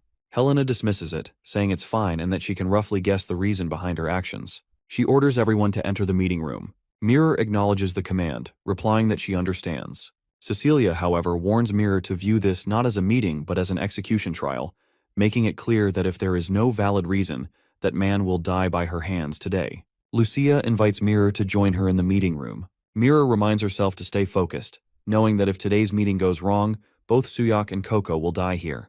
Inside the meeting room, Helena opens the session, officially beginning the proceedings. All 6 of them are seated at the table while Suyak stands before them. Helena greets everyone, mentioning that it has been a while and expressing her hope that they have all been well. Cecilia promptly requests to speak, catching Helena's attention. Helena wonders what she intends to say. Cecilia apologizes but insists on asking why a filthy vampire is present in such a sacred place. Mirror thinks that she went straight to the point. Helena explains that she is sure everyone was surprised by the agenda, and this matter is likely the primary concern of everyone present here today. Since they have all been briefed, she would like to hear each of their opinions. Cecilia blasts out that a vampire in the Vatican is absolutely unacceptable. Dominic informs them that he cannot trust them because they are too easily controlled by anger and desire. But Bishop Hilda replies that she is not sure. Cecilia wants to know from Lucia, and she hears that she has already met him. At the same time, Dominic gives a candy to Hilda and tells her to speak boldly. Hilda thanks him, just like a child. At this point, Lucia explains to Cecilia that the first time she met him was when Anna's team leader attacked the hotel. At that time, Suyok risked his life to defend the base, and he also helped the allied members who joined them. But since they hadn't received any information about him, they continued to attack him. Even though he had the ability to retaliate, he never fought back against them. Dominic is surprised to hear that. Lucia continues that moreover, Suyok is under Bishop Mirror's control. Lucia thinks that it makes sense since the two of them are lovers, but she doesn't say it in the meeting. And that concludes her statement. Suddenly her nose starts bleeding. Lastly, Helena wants to know from Bishop Mirror. She starts by saying that she believes in Suyok. Helena wants to know why she thinks he is necessary for the Vatican. Mirror replies that it's because she saw his revelation. Cecilia laughs and wonders what made her defend him. She is deeply disappointed by Mirror. She explains that the revelation shows two things: the birth of someone like them, the chosen ones, or the warning of an impending threat. And that revelation clearly means they must kill Suyok. Cecilia adds that this guy even mercilessly killed his own comrades. Suddenly, Suyok speaks, saying that those guys attacked him and his team. Cecilia shouts at him to shut up and gets ready to attack him. She informs him that scum like him has no right to speak. Our hero looks at Cecilia with angry eyes. Meanwhile, Coco wakes up in a cell and feels very hungry. All she can think about is wanting to drink blood. Mirror continues, saying that therefore it was Suyok who was actually betrayed. If not for him, the agents' lives would have continued to be sacrificed. Cecilia is still very angry and says that anyway, that guy is still a vampire. The will passed down from their ancestors is clear: the extermination of their kind. Mirror agrees with her, saying that to exterminate the vampires, they must deal with Anna and her vampires as well. She asks if there is anyone here who can make them come to them on their own. Mirror wonders from her team. The Vatican was established by St. Peter with a 2,000-year history, and thanks to the dedication and sacrifices of the members of the Vatican, only Anna remains of the ancient vampires. However, Anna cunningly hides in the shadows and expands her power while evading them, but suddenly those hiding have begun to emerge, just due to Suyok's appearance.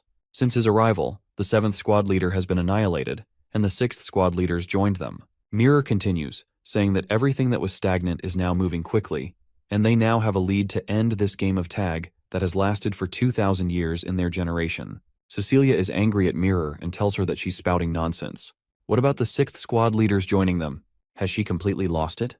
Cecilia wants the Cardinal to strip Mirror of her position and execute the two vampires immediately. Helena informs Mirror that it's quite a bold statement, but it is worth considering.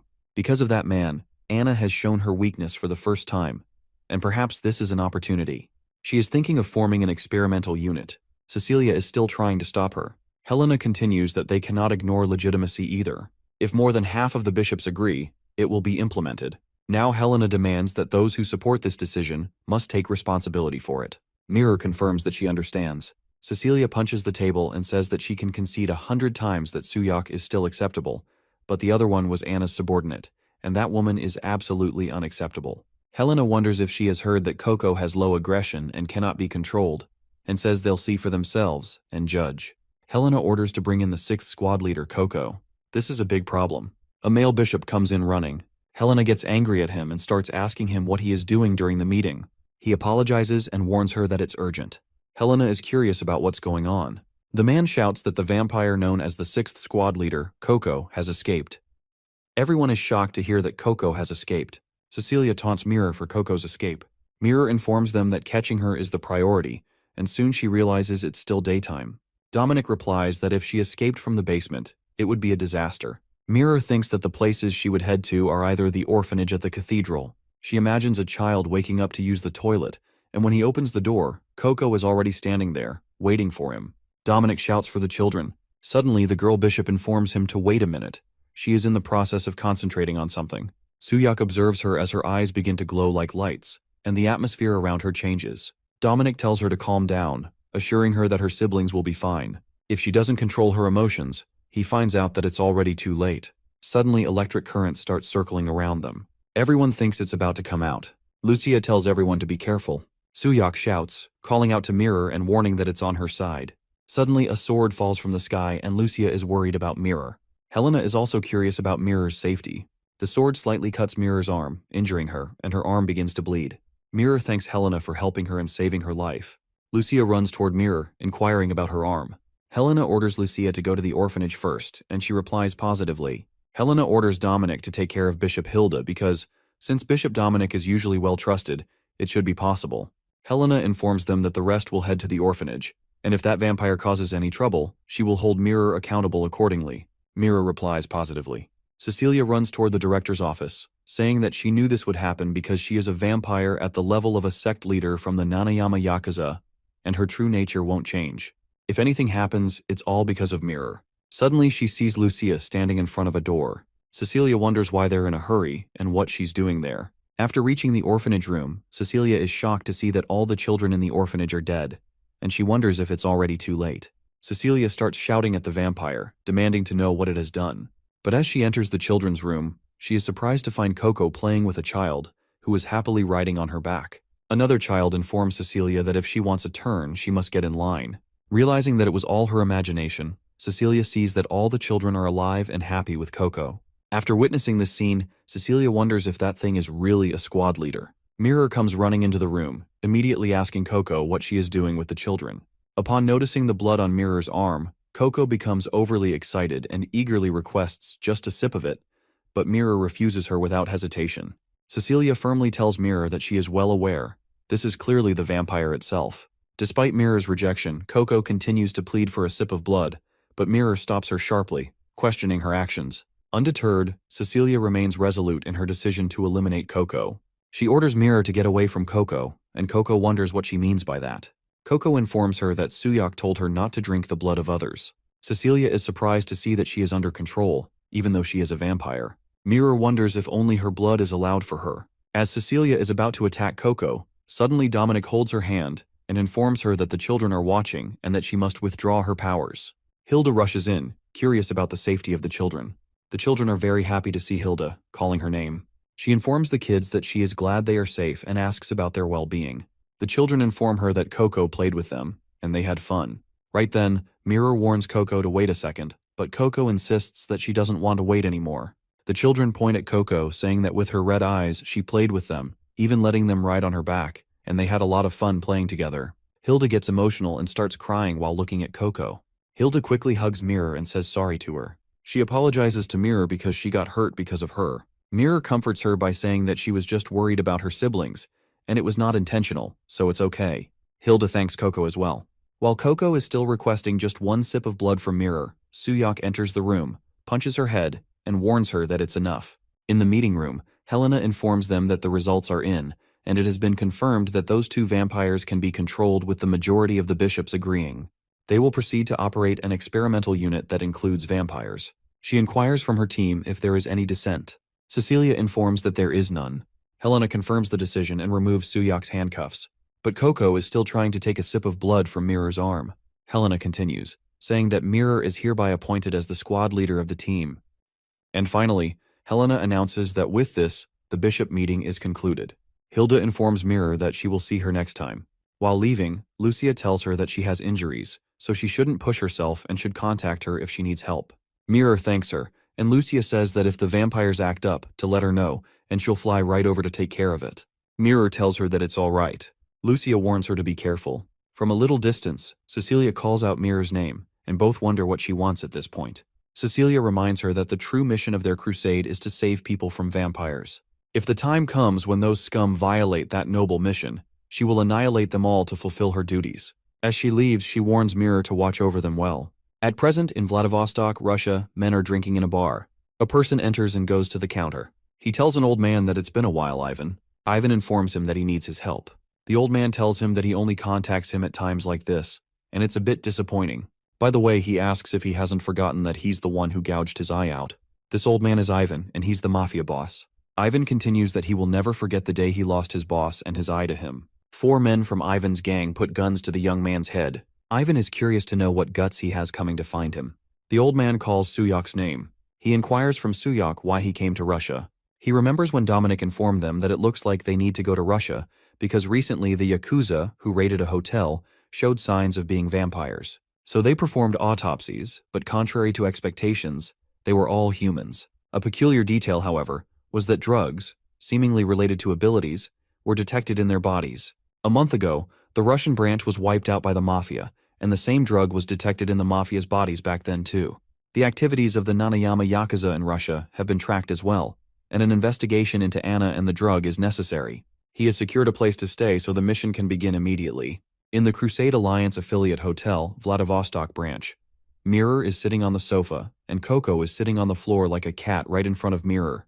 Suyak enters the room. Mirror asks him why he looks so clean, as she thought he would be back after causing a big commotion. He informs her that he has received the location of Nanayama's hideout.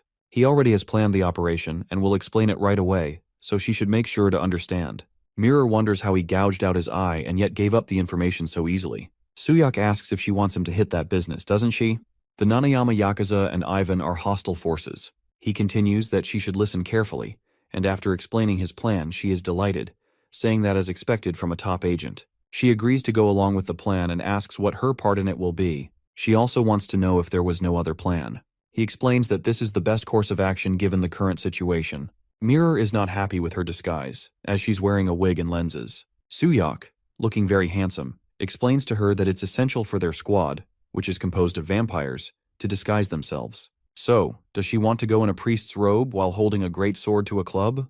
And considering her injuries, this was the best option. Mirror is very annoyed by her disguise. She explains that she can accept the lenses and wig, but her dress is too short and her undergarments are visible. At the entrance of the nightclub, a guard stops them and inquires about Coco's outfit, as she is wearing casual clothes, sunglasses, and slippers. The guard informs them that it makes her entry difficult according to the regulations. Mirror asks Suyak what the guard is saying, as she doesn't understand Russian. Suddenly, Coco opens her shirt zip and shows her cleavage. After seeing it, the guard allows them to enter. Mirror is surprised. Suyak confirms that everyone entered and hopes that each of them carries out their assigned task. As of this moment, the operation begins. Mirror is surprised to see the inside of the club. Men and women are engaging in degenerate activities. Mirror is upset and angrily calls them corrupted bastards. She wonders how she is supposed to blend in and what exactly she should do next. As these thoughts race through her mind, a sudden touch on her shoulder startles her. Without thinking, she shouts in surprise, invoking the name of Jesus Christ. A man stands behind her, greeting her with a smooth, "Hello, beautiful," which catches her off guard. The unexpected sound of English from him only adds to her surprise. He asks if they have a room and if she wants to come there. As Mirror wonders what to do, the man grabs her by the hand and starts dragging her to the room. She shouts at him not to touch her. On the other side, Suyak is walking in the corridors, wondering why there is no need to deploy a lot of troops, yet he can't even see a single ant. While walking, he reaches a dead end and finds out that there's no one until they reach the deepest point. He notices someone standing right behind him. When he turns back, there are a lot of men staring at him. He understands that it's a trap. Behind those men, Ivan is standing. Ivan informs him that he has been waiting for this day. Lady Katrina promised him that if he gives him to her, she will let him be the boss here in return. He warns Suyak that it would be best if he follows quietly. Ivan warns him that everyone here is equipped with silver ammo and not to worry about his girlfriend, because they have planned to give her drugs in her drink and then assault her. Ivan hopes that they must have already started the operation, and he is done. But before handing him over to Katrina, they still have something to settle. Ivan brings out his knife and wants to destroy his remaining eye. Suyak remembers when he informed Mirror that he received the location of the Nanayama Yakuza's business. She warns him that he was the one who cut his eye, and yet he gave him the information so easily. They want them to raid the place. Nanayama Yakuza and Ivan are hostile forces. Suyak understands that they would want them to think that way, and if they pretend to be deceived and go there, it will only lead to a trap where they will corner them and declare, without hesitation, that they're done. Suyak is happy that thankfully they followed his plan. Ivan is curious about what he just said. Our hero thinks that when he was assigned the mission to eliminate Anna, he did some research on them. He finds out that when they distribute their goods, they don't collaborate with other existing forces. Rather, they just absorb them. Their goods were being traded in their area. Ivan wonders if this bastard knew everything. from his organization being swallowed by Nanayama Yakuza. Ivan is worried that Suyak still can kill them. Ivan orders his men to turn that bastard into a beehive. The mafia members start shooting at him, and he runs towards Ivan and his men. Ivan, noticing he is planning to attack directly, gets scared. The whole path is littered with silver bullets, and if they land even a single shot and slow him down, Ivan notices that Suyak is deflecting the bullets with his knife. In the blink of an eye, he manages to reach his men and starts killing them one by one. Meanwhile, Coco is dancing on the dance floor, and everyone's watching her. After killing all the mafia men, Suyak informs Coco that it's time to move. He orders her to follow the smell of Mirror's blood. She jumps from the dance floor and starts running toward Mirror. Ivan warns him that he made a mistake. Ivan, who is sitting next to a wall, injured, and all his men dead, informs Suyak that it looks like he is trying to figure out what they plan to do after kidnapping women. Sending a comrade, especially a woman, right into the enemy's territory? Ivan calls him an idiot. She wouldn't know what they do before the supply. No matter what they do, by this point, his girlfriend should be unconscious, completely overwhelmed with cuteness. Suyak shoots Ivan in the shoulder and warns him, reminding him not to forget who he is and questioning if he is truly calm. This is not the time to worry about others, he says, assuring Ivan that there is no need to be concerned about her. The ones he should really be worried about are his own subordinates. When one of Ivan's men tries to touch her hand, she immediately breaks his hand and takes down all the men attempting to drag her to the room. The men standing outside the club quickly realize it's an ambush and shout to warn their friends to get down, but it's actually Mirror who attacks them. With powerful kicks, she effortlessly throws the men aside. There's something shiny on her heel, and she is killing them with ease. She recalls what Suyak told her during the planning, warning her that those bastards would use tricks to make her lose consciousness. Her job is to pretend to fall for it, allowing them to move her body to the real business location. At that point, Coco will track her down, and she simply needs to wait for him there. She also remembers asking how he could be so sure they would approach her. In response, he told her there was something she needed to wear, leaving her with no words to argue. After moving this much, she is already bleeding, and his warning echoes in her mind. To remember she is wounded, not to overdo it, and to wait patiently. Mirror wonders if the lack of signals is because they are underground. According to Suyak's plan, her task is to wait. Amidst the silence, she clearly hears someone say that this is the last one. They said last. There are definitely those who were captured before her, and they might be going through something horrible right now. She says sorry to Suyak because she remembers Cecilia's words. The true mission of their core is to save people from vampires, even if there's hell down there. She has to go save the people. So she starts walking toward the secret room downstairs, thinking that because she's a part of the Vatican, she'll help other people. She wonders why they are kidnapping so many people. Several vehicles leave the club, but only a few have arrived here. She concludes that means there must be more places where they're sending the kidnapped people. What is their purpose? Why are there operating rooms in multiple prisons? And why is no one here? Suddenly she finds a red test tube filled with blood written on it. She finds it very interesting. Katrina appears and asks how she got here. All the human women should have been placed in coffins by this point. Katrina wonders who she is as she stands just behind Mirror. Mirror is wondering how she was caught from behind without a sound, and this one is definitely the leader of the Nanayama Yakuza. She questions again who she is, to run into the leader at this moment when Mirror is unarmed and injured. She starts praying that, oh God, even if her life ends according to his will, let her fulfill her duty until her last breath. At this point, she is informing Katrina that she is a bishop of the Vatican's Special Task Force, and her name is Mirror. Katrina recognizes her and brings out her snakes, and she remembers that Mirror is the one who was hugging Suyak. Mirror is thinking that if she dies, then Suyak should take care of the rest. Mirror attacks Katrina. At the same time, Coco finds Mirror's scent and points out that it's right under their feet. Suyak understands that this is their real base. If he can just meet up with Mirror, Coco informs him that she is not sure from here on. He wonders from Coco if she can't smell her blood. She informs him that it's quite the opposite. Coco points at the door and tells him that behind that door, there is an overwhelming smell of blood. It's too much blood. And what are they up to?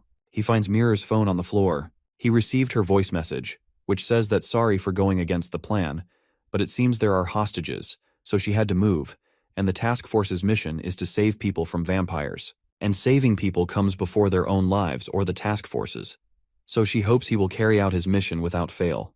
As his comrade, she believes in him. He informs Coco to move quickly. Coco is worried and tells him that they need to meet up with Mirror. Suyak is wondering what's wrong with Coco. Coco points out that here is the same smell as when they met Red. He is shocked that there is a vampire. She means the leader is here. Suyak wonders from Coco how many are there. He also wants to know if that one is the leader. Coco replies to him that she doesn't know. He can see that Coco is showing sudden panic symptoms of anxiety, and these are typical signs of PTSD, post-traumatic stress disorder. He informs her that he can't delay any longer. He is thinking that he doesn't know what is down there, but Mirror is in danger. Something is off because this facility shows no signs of recent use. Coco is very scared and holding his arm, telling him that they should go back and she doesn't like it here. He is telling Coco to hang in there a bit longer, and he will get the kidnapped people and Mirror out. It will be tough, but she should try to keep detecting. Suddenly he finds some bloodstains on the floor. He understands that this is a sign of someone being dragged, and there are no signs of resistance, which means drugged hostages. He is telling Coco if they follow this, they will find the people, and just hang on a little more. They will be out soon. Coco warns him that it's Mirror's blood. Soohyuk understands that it means she has been caught. Both start running toward Mirror. He is thinking, did she run into the leader? He told her not to push herself with that injury. He is praying that she be safe. He pulls his gun out, and when he enters the room, he gets surprised to see that there are many women trapped inside large glass jars filled with liquid. He is wondering about this place. He wonders, what the hell are they doing here? Are they conducting human experiments? And why on earth are they injecting the red stuff into these girls? Coco informs him that it hurts Ayaka, and she hated the red stuff too. He is curious to know if this is where Ayaka and Coco were given the drugs. At this point he gets it. So these bastards are kidnapping people and experimenting on them to create vampires. And that drug being injected is probably the one they have been looking for. If they rescue everyone and investigate this facility, they might find out what these guys are after. But first they need to find Mirror quickly. He orders Coco to keep looking for Mirror. Suddenly, he hears Katrina's voice, and she is saying that speaking of Mirror, maybe she's talking about her, as she is holding her up in the air with her snake. He pulls his gun on Katrina and demands to know from her what the hell she has done to Mirror. Katrina wants him to calm down because she has no plan to kill her yet. She explains to him that what she wants is not this girl's body, and she will contact him when she is ready to swap her body with his. He yells at her not to spout nonsense. Katrina warns him that they will meet again anyway, so don't follow her. And why doesn't he try saving them instead? Katrina says that since this location has been exposed, the death squad will come, and they have done all they need from here, so she is going to blow this facility sky high. She says that it's a shame, but she will see him next time. Soohyuk wants her to wait for him. He tells Coco to snap out of it, and she is smelling it. He says that if he chases after her at this point, he might be able to save Mirror. But even if he saves Mirror later, she doesn't plan on killing her just yet, and she will contact him when she is ready to swap with his body. He remembers these words of Katrina, and he thinks that these people will definitely die if he doesn't save them right away. It's time for him to make a decision. He suddenly remembers Mirror's message that the Death Squad's mission is to save people from vampires, and saving people comes before her own life or the squad's, so she hopes he will definitely fulfill her mission too. She believes in him. He is very angry and starts breaking all the glass containers, but suddenly a huge blast happens in the hall. Our hero is sitting next to a wall, thinking about Mirror and how sorry he is for her. He's very sad that Katrina managed to take Mirror with her, and now he has to save the other girls. It was a close call, and he's upset because they couldn't save anyone except one girl. He remembers that she was the only one who was looking at him from the glass container, and her eyes were red. Only she survived among the test subjects. When the blast happened, all the girls got injured, but she was the only one who recovered from her wounds quickly, and he understands that she successfully became a vampire. The girl wakes up and thanks him, but she requests that he please kill her because she was a nun serving God, and now her body has been defiled. She remembers that Soohyuk dropped his blood in her mouth to wake her up, and she says that if she has to live by drinking someone's blood, she doesn't want to live. She starts begging him. He informs her that they protect everyone from vampires, and they don't kill victims. At that moment, she understands. Suddenly, she takes a piece of broken glass and tries to put it in her heart. He thinks that it must be confusing to suddenly become a vampire overnight. He was there too. He talks to her while holding her hands, stopping her from killing herself. When he became a vampire, a member of the Order appeared before him, and that member gave him a reason to live again. She tried to save others' lives before her own. The life she managed to save is yours. He's sure that she will find her own reason to live for their sake, if nothing else, and encourages her not to give up. The girl is crying, throws the sharp piece of glass, jumps on him, and hugs him tightly. She cries like a child. Soohyuk is thinking about Mirror, that they saved at least one person, like she said, and he will save her too. Soohyuk thinks about her and tells her in his mind to please be safe. A few hours earlier, while Katrina stands next to the unconscious Mirror, she expresses her impatience, insisting they should just kill her. She questions why they are keeping the bishop jerk alive, arguing that since they caught her, they might as well finish her off. By doing so, they could easily lure Soo-hyuk in and capture him too. Anna, however, is the one giving orders, firmly telling Katrina to do as she says because she already has a plan. With a sharp tone, Anna warns her that unlike Katrina, she actually uses her brain, mockingly calling her a man-crazy jerk. As Anna continues speaking, Katrina, visibly irritated, cuts her off and warns her not to underestimate her. One of Katrina's snakes suddenly lunges at Anna, but Anna swiftly kills it with her bare hand, reminding Katrina that she is the one talking. Furious, Katrina repeats her warning, emphasizing that she already told her not to belittle her. Without hesitation, Katrina launches a full-scale attack, but Anna overpowers her with ease. Anna, now looking down at her, taunts her, saying she's gotten cocky just from drinking a little blood, and even remarks that she's gotten cuter while she wasn't paying attention. If it weren't for her orders, Anna claims she would have killed Katrina already. Suddenly, Katrina feels a sharp pain as a snakehead bites her leg, leaving her in disbelief. Without hesitation, she transforms one of her arms into a mass of writhing snakes, declaring that she never received such orders. With fury, she unleashes all her snakes in an all-out assault, vowing that anyone who dares to anger her will die. However, the woman remains unfazed, mockingly asking if the thing on her shoulders is just for decoration. When Katrina glances at her shoulders, she is horrified to discover that all her snakes are gone. She wonders how a mere 5th squad leader and the 3rd squad leader Lily could do this to her. Katrina understands that she's on another level. Katrina thinks that a vampire at that stage. She calls her a jerk. Katrina says that Soo-hyuk was promised to her, and she will put up with her until then. She starts leaving from there and is curious about what she plans to do with that girl. She informs Katrina that when it comes to pest control, she doesn't just mindlessly catch what's right in front of her. Soo-hyuk brings that girl to his room and informs her that if she wants to wipe out their entire kind, at the same time, another strong bishop enters their room. He says that he needs to raid their nest and holds a gun in his hands, pointing it at Soo-hyuk's head. This bishop is possessed by Katrina, and he is acting on her behalf. He delivers a message from Katrina to him. Soo-hyuk wonders how she did that. The bishop delivers the message that the woman is in a place only she knows, and he must go there tonight. The bishop throws a letter at Soo-hyuk and warns him that if he doesn't come alone, the woman will die. She will be waiting for him. After delivering the message, the bishop shoots himself in the head and dies, actually destroying the evidence. Other bishops are running toward him, wondering what he's talking about. It's clear to them that she even knows their location. Coco stares at the dead bishop and his gunshot wound. She suggests cleaning it up first. The other team members inform him that they have no choice but to follow her demands. Coco informs him that the person used by Katrina smells like Mirror. They understand that using that operative means they must have just moved Mirror. Soo-hyuk is curious to know if Coco can find Mirror right away, and she replies that she can follow the scent. He continues by stating that if that's the case, he'll go to Katrina while Coco rescues Mirror and then meets up with him. Coco immediately disagrees, insisting that she will go after Katrina herself because that jerk killed Ayaka. Soo-hyuk, maintaining his composure, explains that he understands her desire for revenge, but without Mirror, the task force will try to kill them. Just as Ayaka was precious to her, Mirror and Coco are the most precious to him right now. With a serious expression, he asks if she can save Mirror. After a brief pause, Coco agrees, turning and sprinting toward Mirror's location.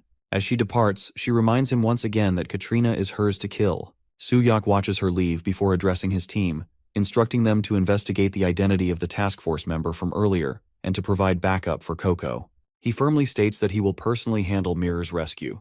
As he exits the room, he reminds his team that Mirror will decide how to deal with that vampire later.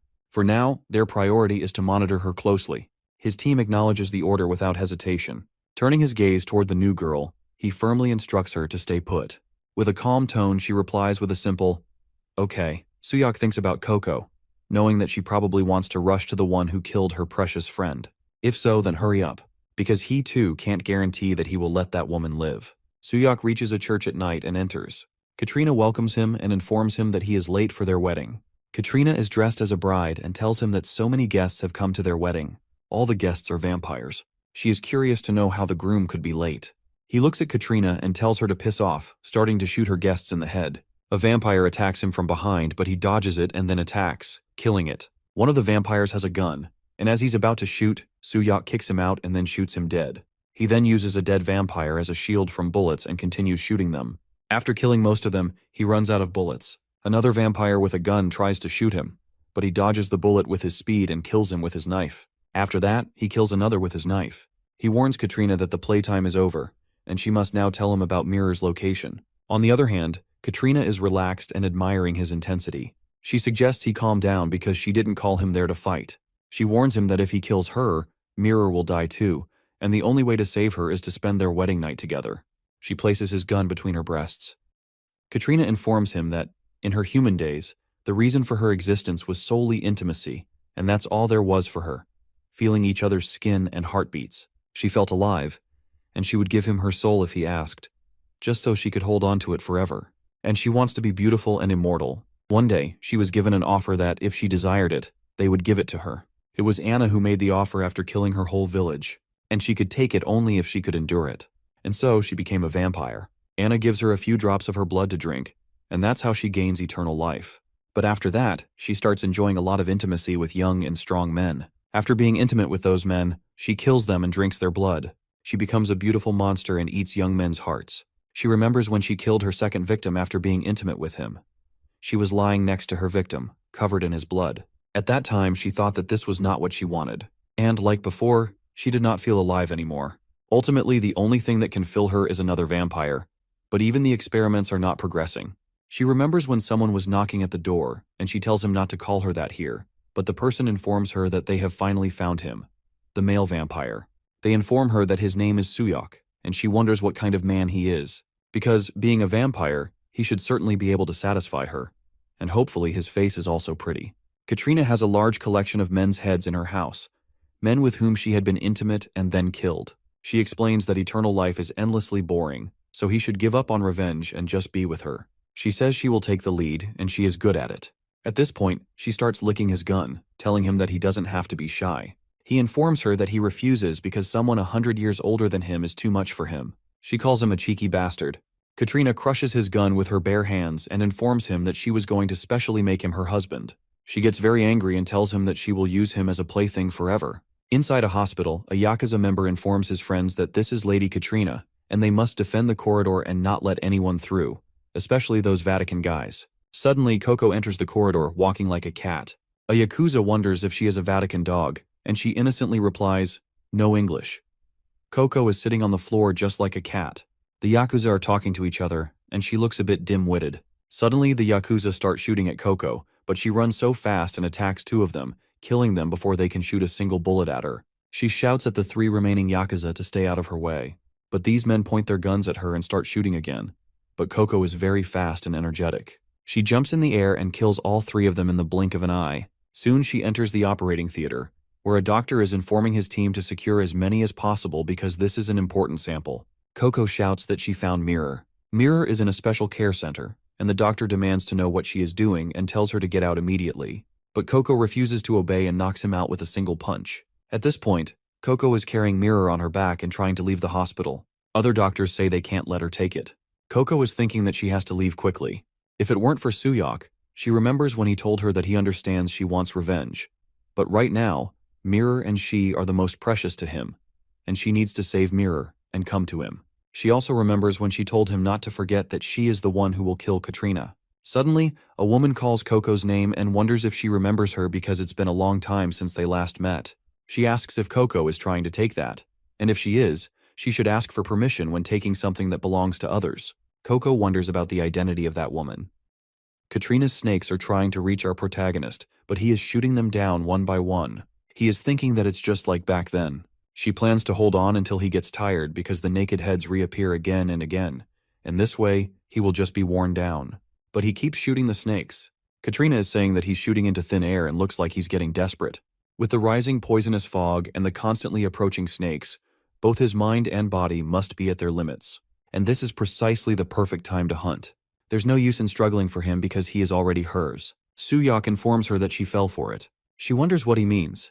As she comes close to him, he takes out his silver knife and attacks her, putting a cut on her face. She wonders what kind of guy this is, and she is sure his mental state isn't normal. He tells her that it's over for her now. Her face starts to swell and she releases poison into the air. He also cuts through her poison with his knife. All her snakes disappear, and she holds her face, which is bleeding. She curses him as a cheeky bastard for toying with her. The random shots everywhere were to clear the poisonous clouds, and acting flustered was meant to show a gap and lure her in. With just one fight at the hotel, he figured out her entire strategy. He warns her to give up because there's nowhere left for her to hide. She calls him a jerk and wonders how dare he leave a scar on her face. On top of that, It won't come off. Katrina gets angry, shouting that this is where she stops showing mercy. He notices that the snakes are gathering around him as he thought. All those snakes are collecting blood. He understands that he can't delay any longer, and before she absorbs everything, a snake suddenly bites his arm. He is surprised at how fast it is, unable to react. She says that it's done now. She will tear off his limbs if she has to, making sure he stays alive when she tortures him. The snake holds him by the neck, and its grip gets stronger and stronger. She informs him that it's a bit early for him to feel pain because she hasn't even started yet. Soo-hyuk realizes that he can't move. He uses all his power and cuts off his arm to free himself from the snake's grip. Jumping far away from there, he lies next to a wall thinking he must get a hold of himself. If he breaks here, not only will he fail to avenge his teammates, but he won't even be able to reach Anna. He can't stop now. Katrina attacks him with a spear, and it enters his chest. He thinks that he can't hear anything, wondering if he's not strong enough. In his heart, he apologizes to Coco and Mirror.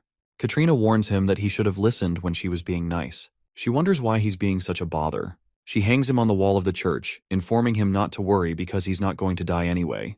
She thinks that this scar still hasn't healed. Well, it's fine, because she's got Soo-hyuk and the sun will rise soon. She thinks that she should go back and enjoy a meal. At this point, she returns to him and wonders if he's still conscious. She taunts him, saying that he needs to be at least that much to satisfy her. Soo-hyuk struggles to release himself from the wall. Katrina is curious to know why he's still struggling. Suddenly, our protagonist's eyes turn red, and Katrina gets scared seeing it, wondering if he possesses those eyes. Suddenly, Soo-hyuk's hands grow back, and Katrina gets scared when she sees that his speed is faster than hers, meaning he is stronger than her. He pulls the sword away from his chest and jumps back to the ground. Very quickly, his wounds heal. With a single attack, he cuts off her arm and says that he will never acknowledge her.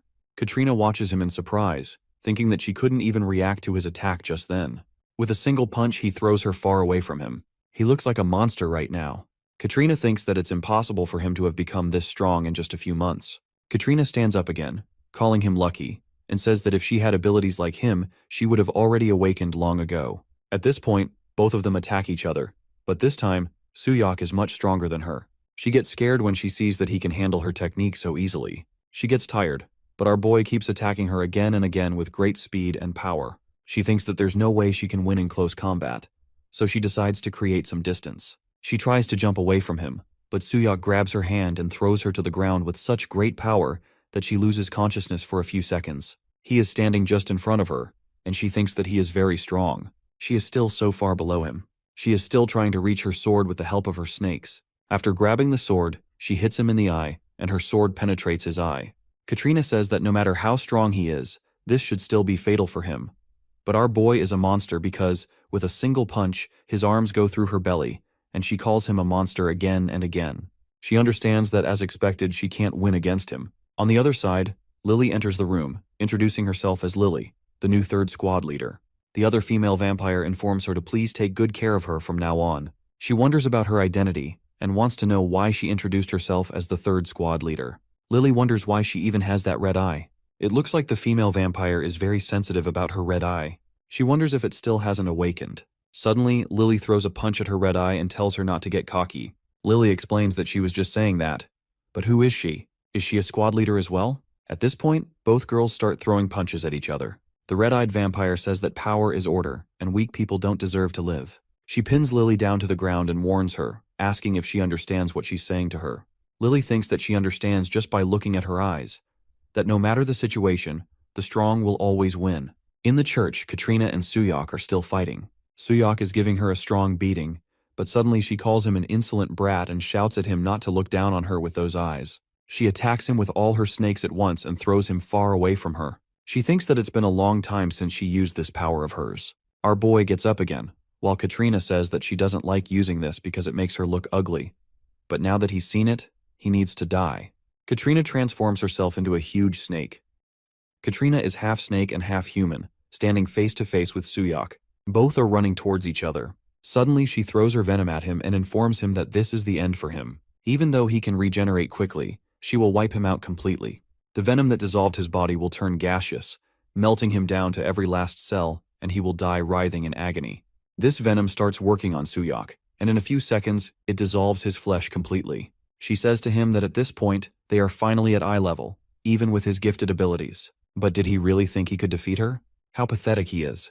As she leaves the church, she notices someone standing behind her. She is curious to know what's going on. She wonders why he hasn't melted down to the bone yet. To her surprise, Suyok is back and about to punch her in the face. She wonders if his regeneration is faster than the melting speed. Outside the church, Coco is coming in a car, shouting for him to hold on. Mirror sits right next to Coco, warning her not to stick her head out, saying Suyok that she's coming and she's dead. Mirror's head is still spinning, and she wonders how long she's been out. She can't remember anything since seeing those guys underground. If what Coco said is true, and Suyok went after the squad leader alone, then he is in danger. She thinks for Suyok to just hang in there. As they reach the church, Coco jumps out of the car and starts running inside. Mirror informs her team to stay back for now. Coco is calling out to Suyok, wondering if he brought her down already. When they reach inside the church, they see everything inside is destroyed. Mirror thinks, so this is the 5th squad leader's ability, and informs Coco that it's better not to get too close. More importantly, where is Suyok? Coco is also wondering about Suyok. Katrina suddenly notices the girls. She wonders why they are here. Because it was Lily's responsibility to keep an eye on them. She only let her guard down for a second, and now he punches her in the face. This time it creates large wounds on her face, and she calls him a damn cockroach, wanting him to die already. Katrina is now lying in the air. Mirror is worried about our boy. Katrina warns her to shut up because she's next. Katrina is still curious about how they got past Lily, but she's determined that she will kill them all first and think later. Suyok is gathering all his powers and attacks her. She thinks with the highest concentration of venom, she will blast them into oblivion. This is the end. Then she throws her powerful venom at him. When her venom hits him, she starts wondering if he vanished. It wasn't Suyok's ability, but instead, this ability is from that red-eyed Lily. Katrina is curious if Lady Anna has given her permission to eliminate her and her useless friend. As Lady Anna planned, Suyok is growing well. Lily says that power is order, and the weak don't deserve to live. Doesn't Katrina understand what she is saying to her? Suddenly, our boy bites Katrina's neck from behind. Katrina thinks that, just like Ayaka and Coco, she has been abandoned too. She decides that she can't let everything be taken away from her like this. She shouts at Suyok to let go of her as he sucks her blood from her neck. Her snake is biting him from behind, but she's worried that everything is slipping away much faster. Is this how she dies? She never wanted any of this. She only wants to live a happy life. She says to Anna that if this was going to happen, then why did Anna give her blood? She doesn't want to die yet, and she's not ready. After that, Katrina falls to the floor. Mirror says that he took down the squad leader alone. But if he's in that state, he might hurt someone. She wonders what she should do next. Suddenly, Coco jumps at Suyok and hugs him. Mirror warns her to get away from him. Coco complains to him, asking why he didn't keep his promise. She keeps repeating it again and again. As Suyok raises his hand at Coco, Mirror warns her again to get away right away. She's about to throw a punch at him, but Suyok puts his hand on Coco's and says that he's sorry because he had no choice, and that he's glad she's safe. At this moment, Suyok lies on the ground, and Coco sits on his belly like a child. Coco wonders if Suyok died. Mirror informs her that he's alive. Suyok wakes up in the hospital, and Mirror is sitting on another bed. Coco just jumped off his bed. Mirror asks if he's conscious. He wonders where he is. Mirror informs him that he's in the medical facility of the task force's hotel. He wants to know about Katrina. Mirror informs him that she's being transported for an autopsy, and it's rare to get a chance to secure a squad leader. Cecilia and other task force members are escorting her, and there's no need to worry. Both are relaxed now. Suddenly, a bag of blood hits Suyok's face. It's Mirror who throws it on him. When he inquires, she informs him that she's trying to cheer him up. He took down a squad leader on his first mission and saved someone too. He did well for a first-timer. He informs her that it wasn't his first time. He's met vampires before and lost. He lost his precious comrades. Sure, he caught the squad leader in the end, but all he remembers is losing to vampires again. If he had messed up, he could have hurt her and his comrades. Coco sits on Mirror's bed and drinks blood from a bag. Mirror informs him that he's changed. He explains that Ayaka was right. Coco gets happy hearing Ayaka's name. Mirror explains that she saw him being conscious even in his berserk state, and he probably grew stronger after drinking Katrina's blood.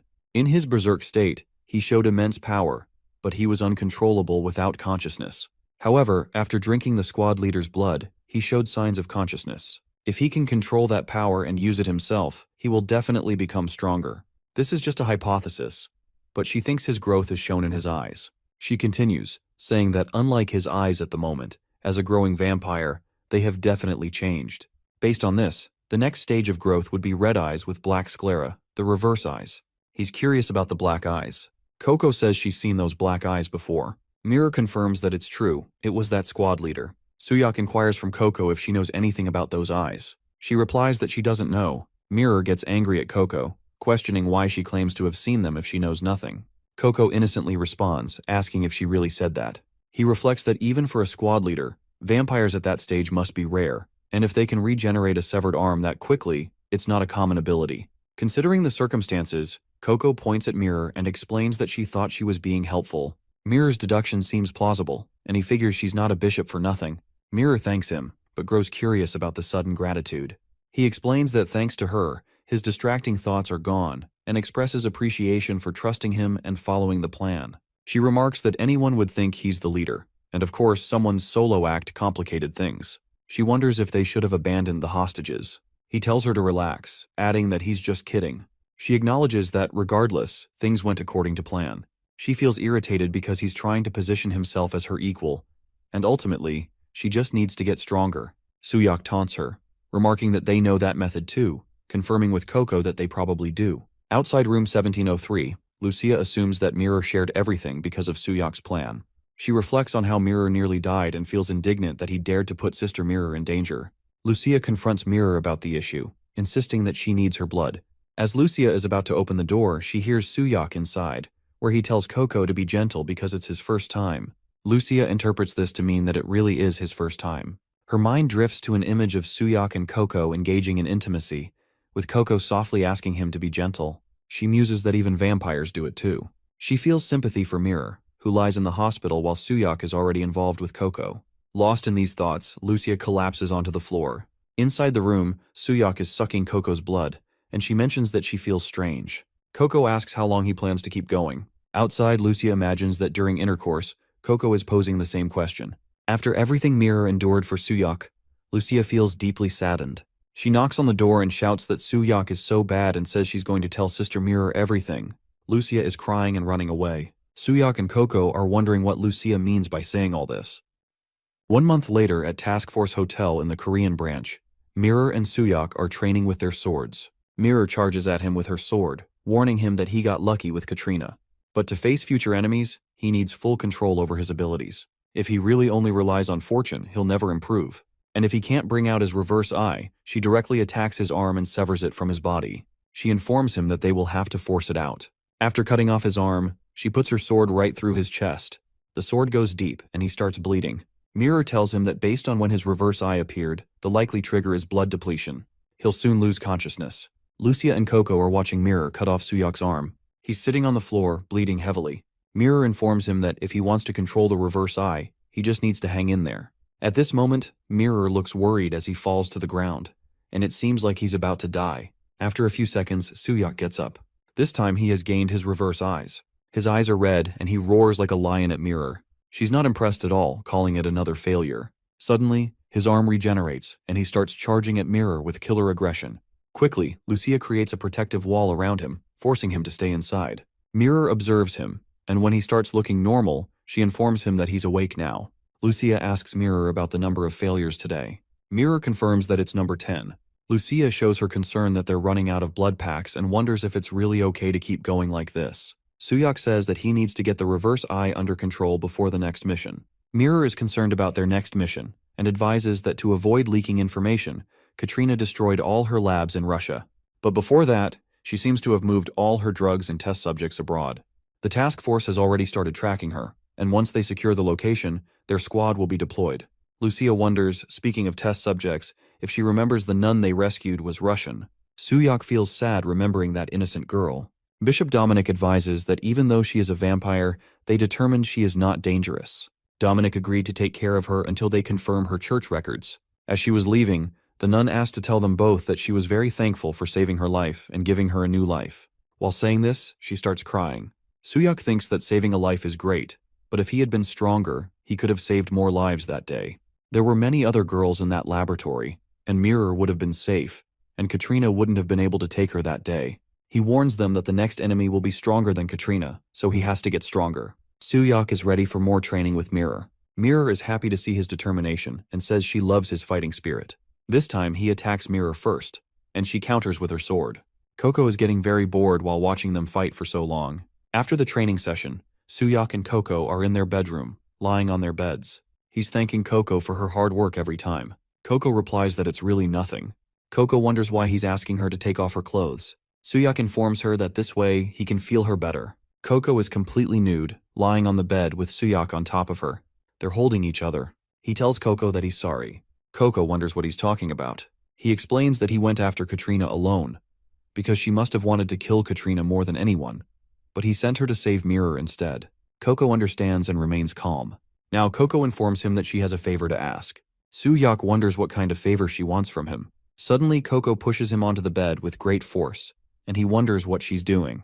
Now, Coco is sitting on top of him, telling him that she wants to suck too. Suyak is surprised to hear that because before this, he was sucking Coco's blood. Coco tells him that he went to Katrina alone. She was really angry, but if she had gone to Katrina, she would have died right away because Katrina was much stronger and more dangerous than her. Coco demands that she get stronger too. She reminds him that he had said Mirror and Coco are precious to him, so she will make an exception for him. She'll make him her underling and protect him. Coco is very excited while talking to Suyak. Suyak thinks that after seeing his fight with Katrina, did she feel powerless? Even with her enemy right in front of her, she must have felt frustrated, unable to do anything. So those words mean she will make him her friend. He wonders if that's true. He decides to allow Coco to suck his blood, so he informs her that she can now suck his blood because they're already friends. He tells her to go ahead and start sucking. At first Coco is surprised, but then she becomes very happy. She's thinking about how grateful she is for his permission. Coco goes straight to his neck and starts sucking his blood from there. Now Coco is lying on top of him, sucking his blood. Suyak is thinking that sharing his blood might slow his growth, but it's alright because they're friends now. Coco is holding him while lying on top of him and sucking his blood. Outside their room, Lucia hears Coco sucking his blood. She thinks about the conversation between Coco and Suyak, where he allows her to suck his blood by saying she wants to. So go ahead. Lucia's nose starts bleeding again, thinking about what on earth is going on here. On the other side, doctors are examining Katrina's body and are surprised to find that her vital organs are missing. They soon discover that this is not a corpse, and the 5th squad leader is alive somewhere. The doctor quickly informs his assistant to contact Lady Cecilia. Outside the hospital, a masked young lady is walking toward the security guards. One of the guards notices her and inquires about the kid. The guard orders her to leave, saying this isn't a place for her to wander into. She replies to the guard to shut up. The guards are scared to see her eyes. She demands that they inform their boss right now that Katrina is here. Her eyes are bright red and glowing in the darkness. The guards take Katrina to their boss. Inside a room, a female vampire asks who is there and informs Katrina that she has changed a lot since the last time they met. That vampire is Nanayama Yakuza 4th Squad Vice Captain, and her name is Natalie. Another vampire warns Katrina that she always told her not to get cocky by relying only on vampire abilities. She is Nanayama Yakuza 4th Squad Vice Captain, and her name is Berenice. The third female vampire informs her that she needs to train her body too, as she is a very muscular girl. She is Nanayama Yakuza 4th Squad Leader, and her name is Abigail. Katrina shouts at them and tells them to shut up. She continues, saying that if it wasn't for Lily, this wouldn't have happened. Actually, at this moment, Katrina has turned into a child after losing to Suyak. As she is Nanayama Yakuza 5th Squad Leader, she explains that she almost died from having all her blood drained, but barely managed to escape by hiding in the poison mist. Abigail inquires if Katrina is here, then who is in the lab in Russia. Katrina explains that Katrina Nim blew it up. Berenice informs her that there was an order from Anna to destroy all facilities and eliminate evidence, and all data is being transferred to her lab. Abigail confirms that she understands. Katrina informs them that every time she sees him, he is so competent, and more about him is that he was the one who created Bloody Snow.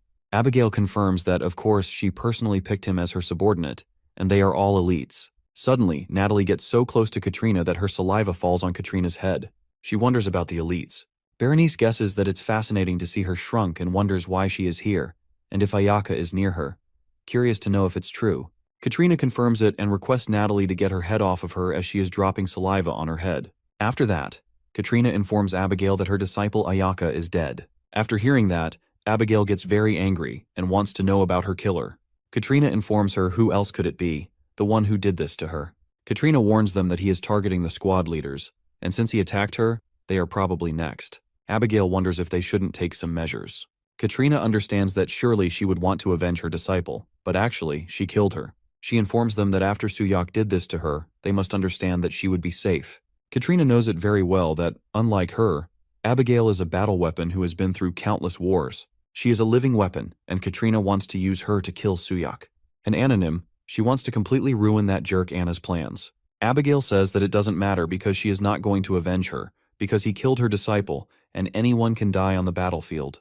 Ayaka died because she was weak. Rather than attacking recklessly, it is more advantageous to defend here.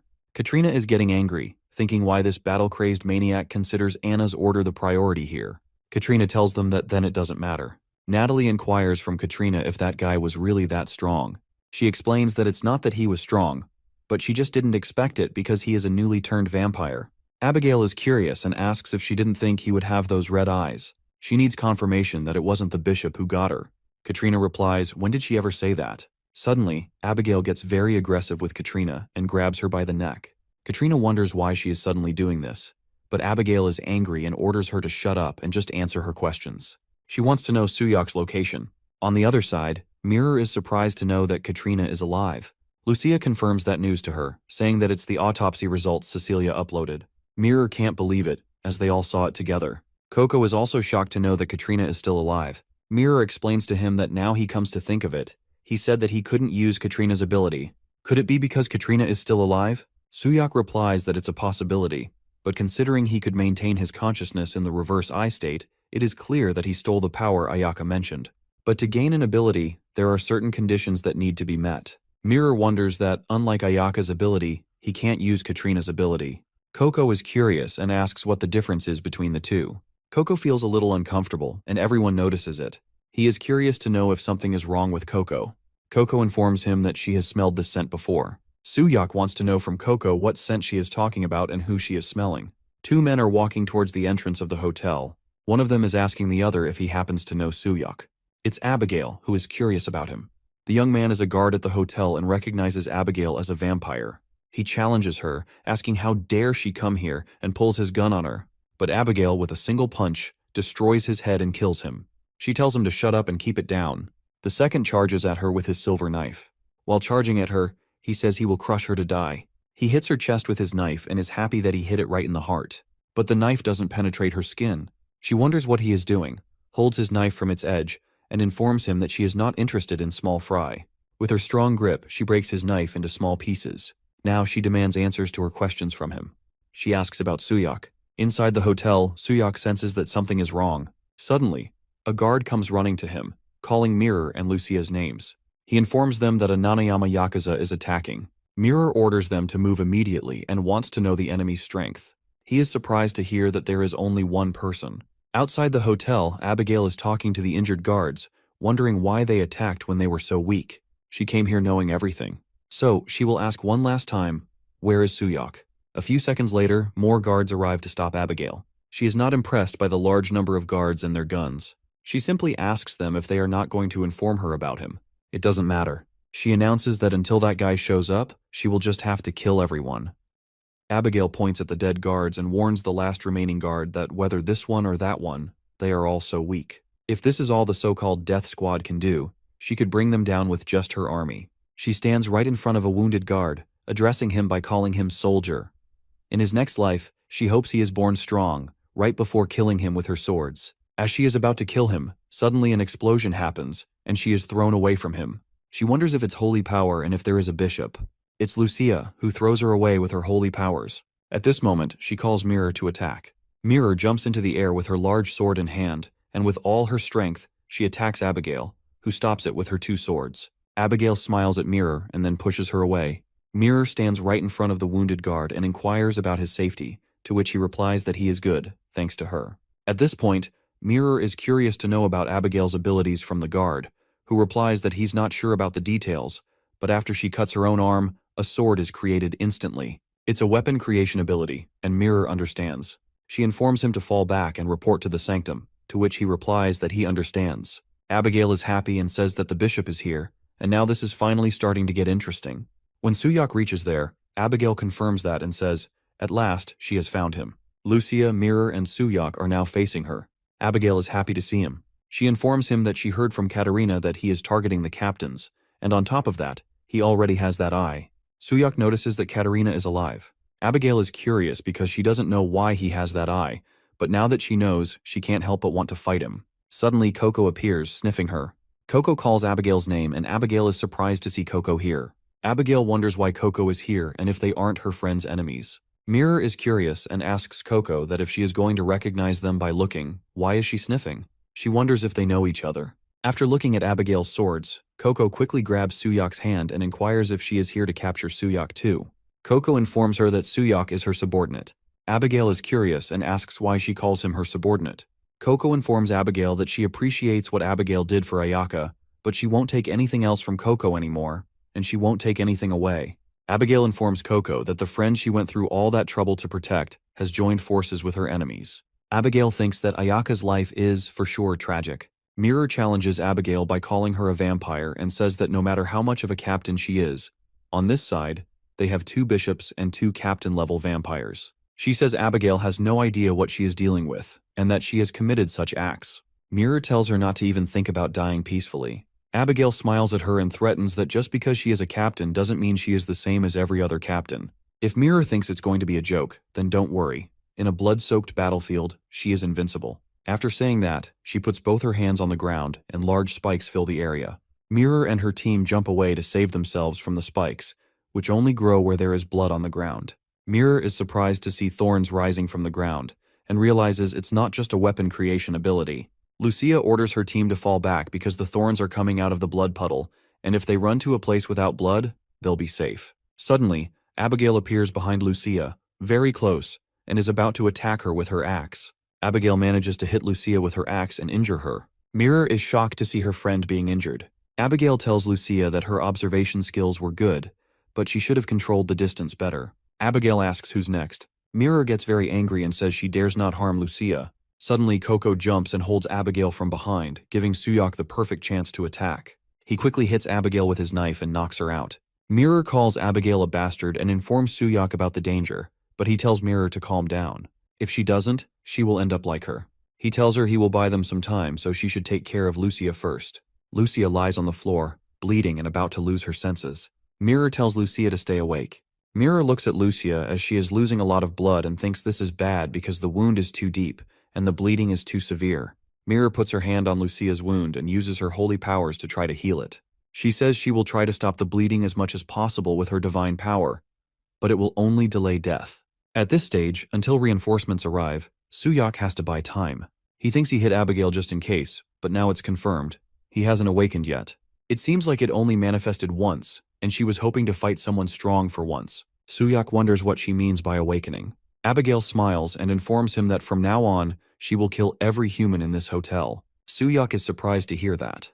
He understands that showing that eye means he has used his awakening ability. Abigail informs him that if he wants to stop her, he will have to use that ability somehow. Abigail is walking towards the mirror and informing her that she should start with the sword-wielding bishop. Suyok is thinking about her, how she's a formidable opponent due to her tough skin. Even silver knives don't work, and his blade cracks when it hits her. Suyok thinks that, as expected, he has no choice but to use that. No, if he messes up, he could hurt Lucia. Until backup arrives, they have no choice but to buy time. So, he informs Coco to attack her. He and Coco both charge at Abigail. She warns Coco that if she isn't going to take this seriously, she should step aside because she's not interested. Coco is serious and leaps at her. After striking Abigail, she jumps away. Both Abigail and Suyok are fascinated by Coco's speed. Suyok wonders if it's because she absorbed blood compared to when he first saw her. She's gotten much faster. It looks like she's everywhere, surrounding Abigail from all directions. Abigail starts gathering her dark powers. Suyok decides that he and Coco will take her down together, so he attacks her too. She attacks Suyok with her weapon, but he stops it with his arm. He grabs her weapon from her and punches her so hard that it knocks her out. Abigail is surprised to find out that he knows Krav Maga. She tries to block his next punch with both hands and her weapon, but instead of a punch, Suyok throws a hard kick at her face, sending her flying far away from him. She barely manages to stabilize herself. Suyok is confident that he can handle this. He thinks her main ability is weapon formation, and if the fighting style she used just now belongs to humans, then he won't lose to a human opponent. He's confident he can definitely win. At this moment, Abigail attacks him with her magical weapon, and he dodges her. Suyok observes that her movements are different from before. She's creating a circle around her with the fast movement of her weapon. He thinks he needs to create some distance. Suddenly, he gets hit by Abigail's spear in the head. Suyok is bleeding from one eye and is sitting on the ground. He quickly realizes that she wasn't fighting seriously until now. Abigail warns him again that this is his choice. The battle belongs to the strong, and she's not interested in someone who can't control their own power. From the side, Coco attacks her, and surprisingly this time, Abigail stops her with her hand and throws Coco away very easily. Coco shouts at her that she won't forgive her for bullying Suyok. Coco attacks Abigail again from behind, but Abigail informs her that she's certainly gotten faster. However, her patterns are predictable, and she holds her spear right in front of Coco. As Coco jumps at her, she fears that she's going to get stabbed by the spear. But suddenly Suyok pushes Coco away from the spear and saves her life. Coco thinks she's going to die. This time, while saving Coco, Suyok gets stabbed in the chest. Abigail asks him that even after all this, he still can't use it. Her spear goes straight through his chest, and he's now on his knees. Abigail calls him a boring guy. Suyok lies unconscious on the ground. Coco is sitting next to him, crying and begging him to wake up. Abigail walks away, repeatedly calling for Suyok to get up. Suddenly, Suyok gets up, and Coco becomes very happy. He informs Coco to take care of Lucia and Mirror and stay far away from him because he's in his monster mood now. As Abigail walks away, she feels someone coming after her, thinking it's Coco. She turns back and tells Coco that she's not interested in her and is sparing her for old time's sake, ordering her to just go away. But when she still feels someone behind her, she thinks that she's as foolish as ever. When she turns back, she's surprised to see a very strong Suyok getting up from the ground. Abigail wonders about this power. It's stronger than before. What on earth did he do? Abigail is happy that he finally brought out his awakened ability. She smiles at the red-eyed Suyok.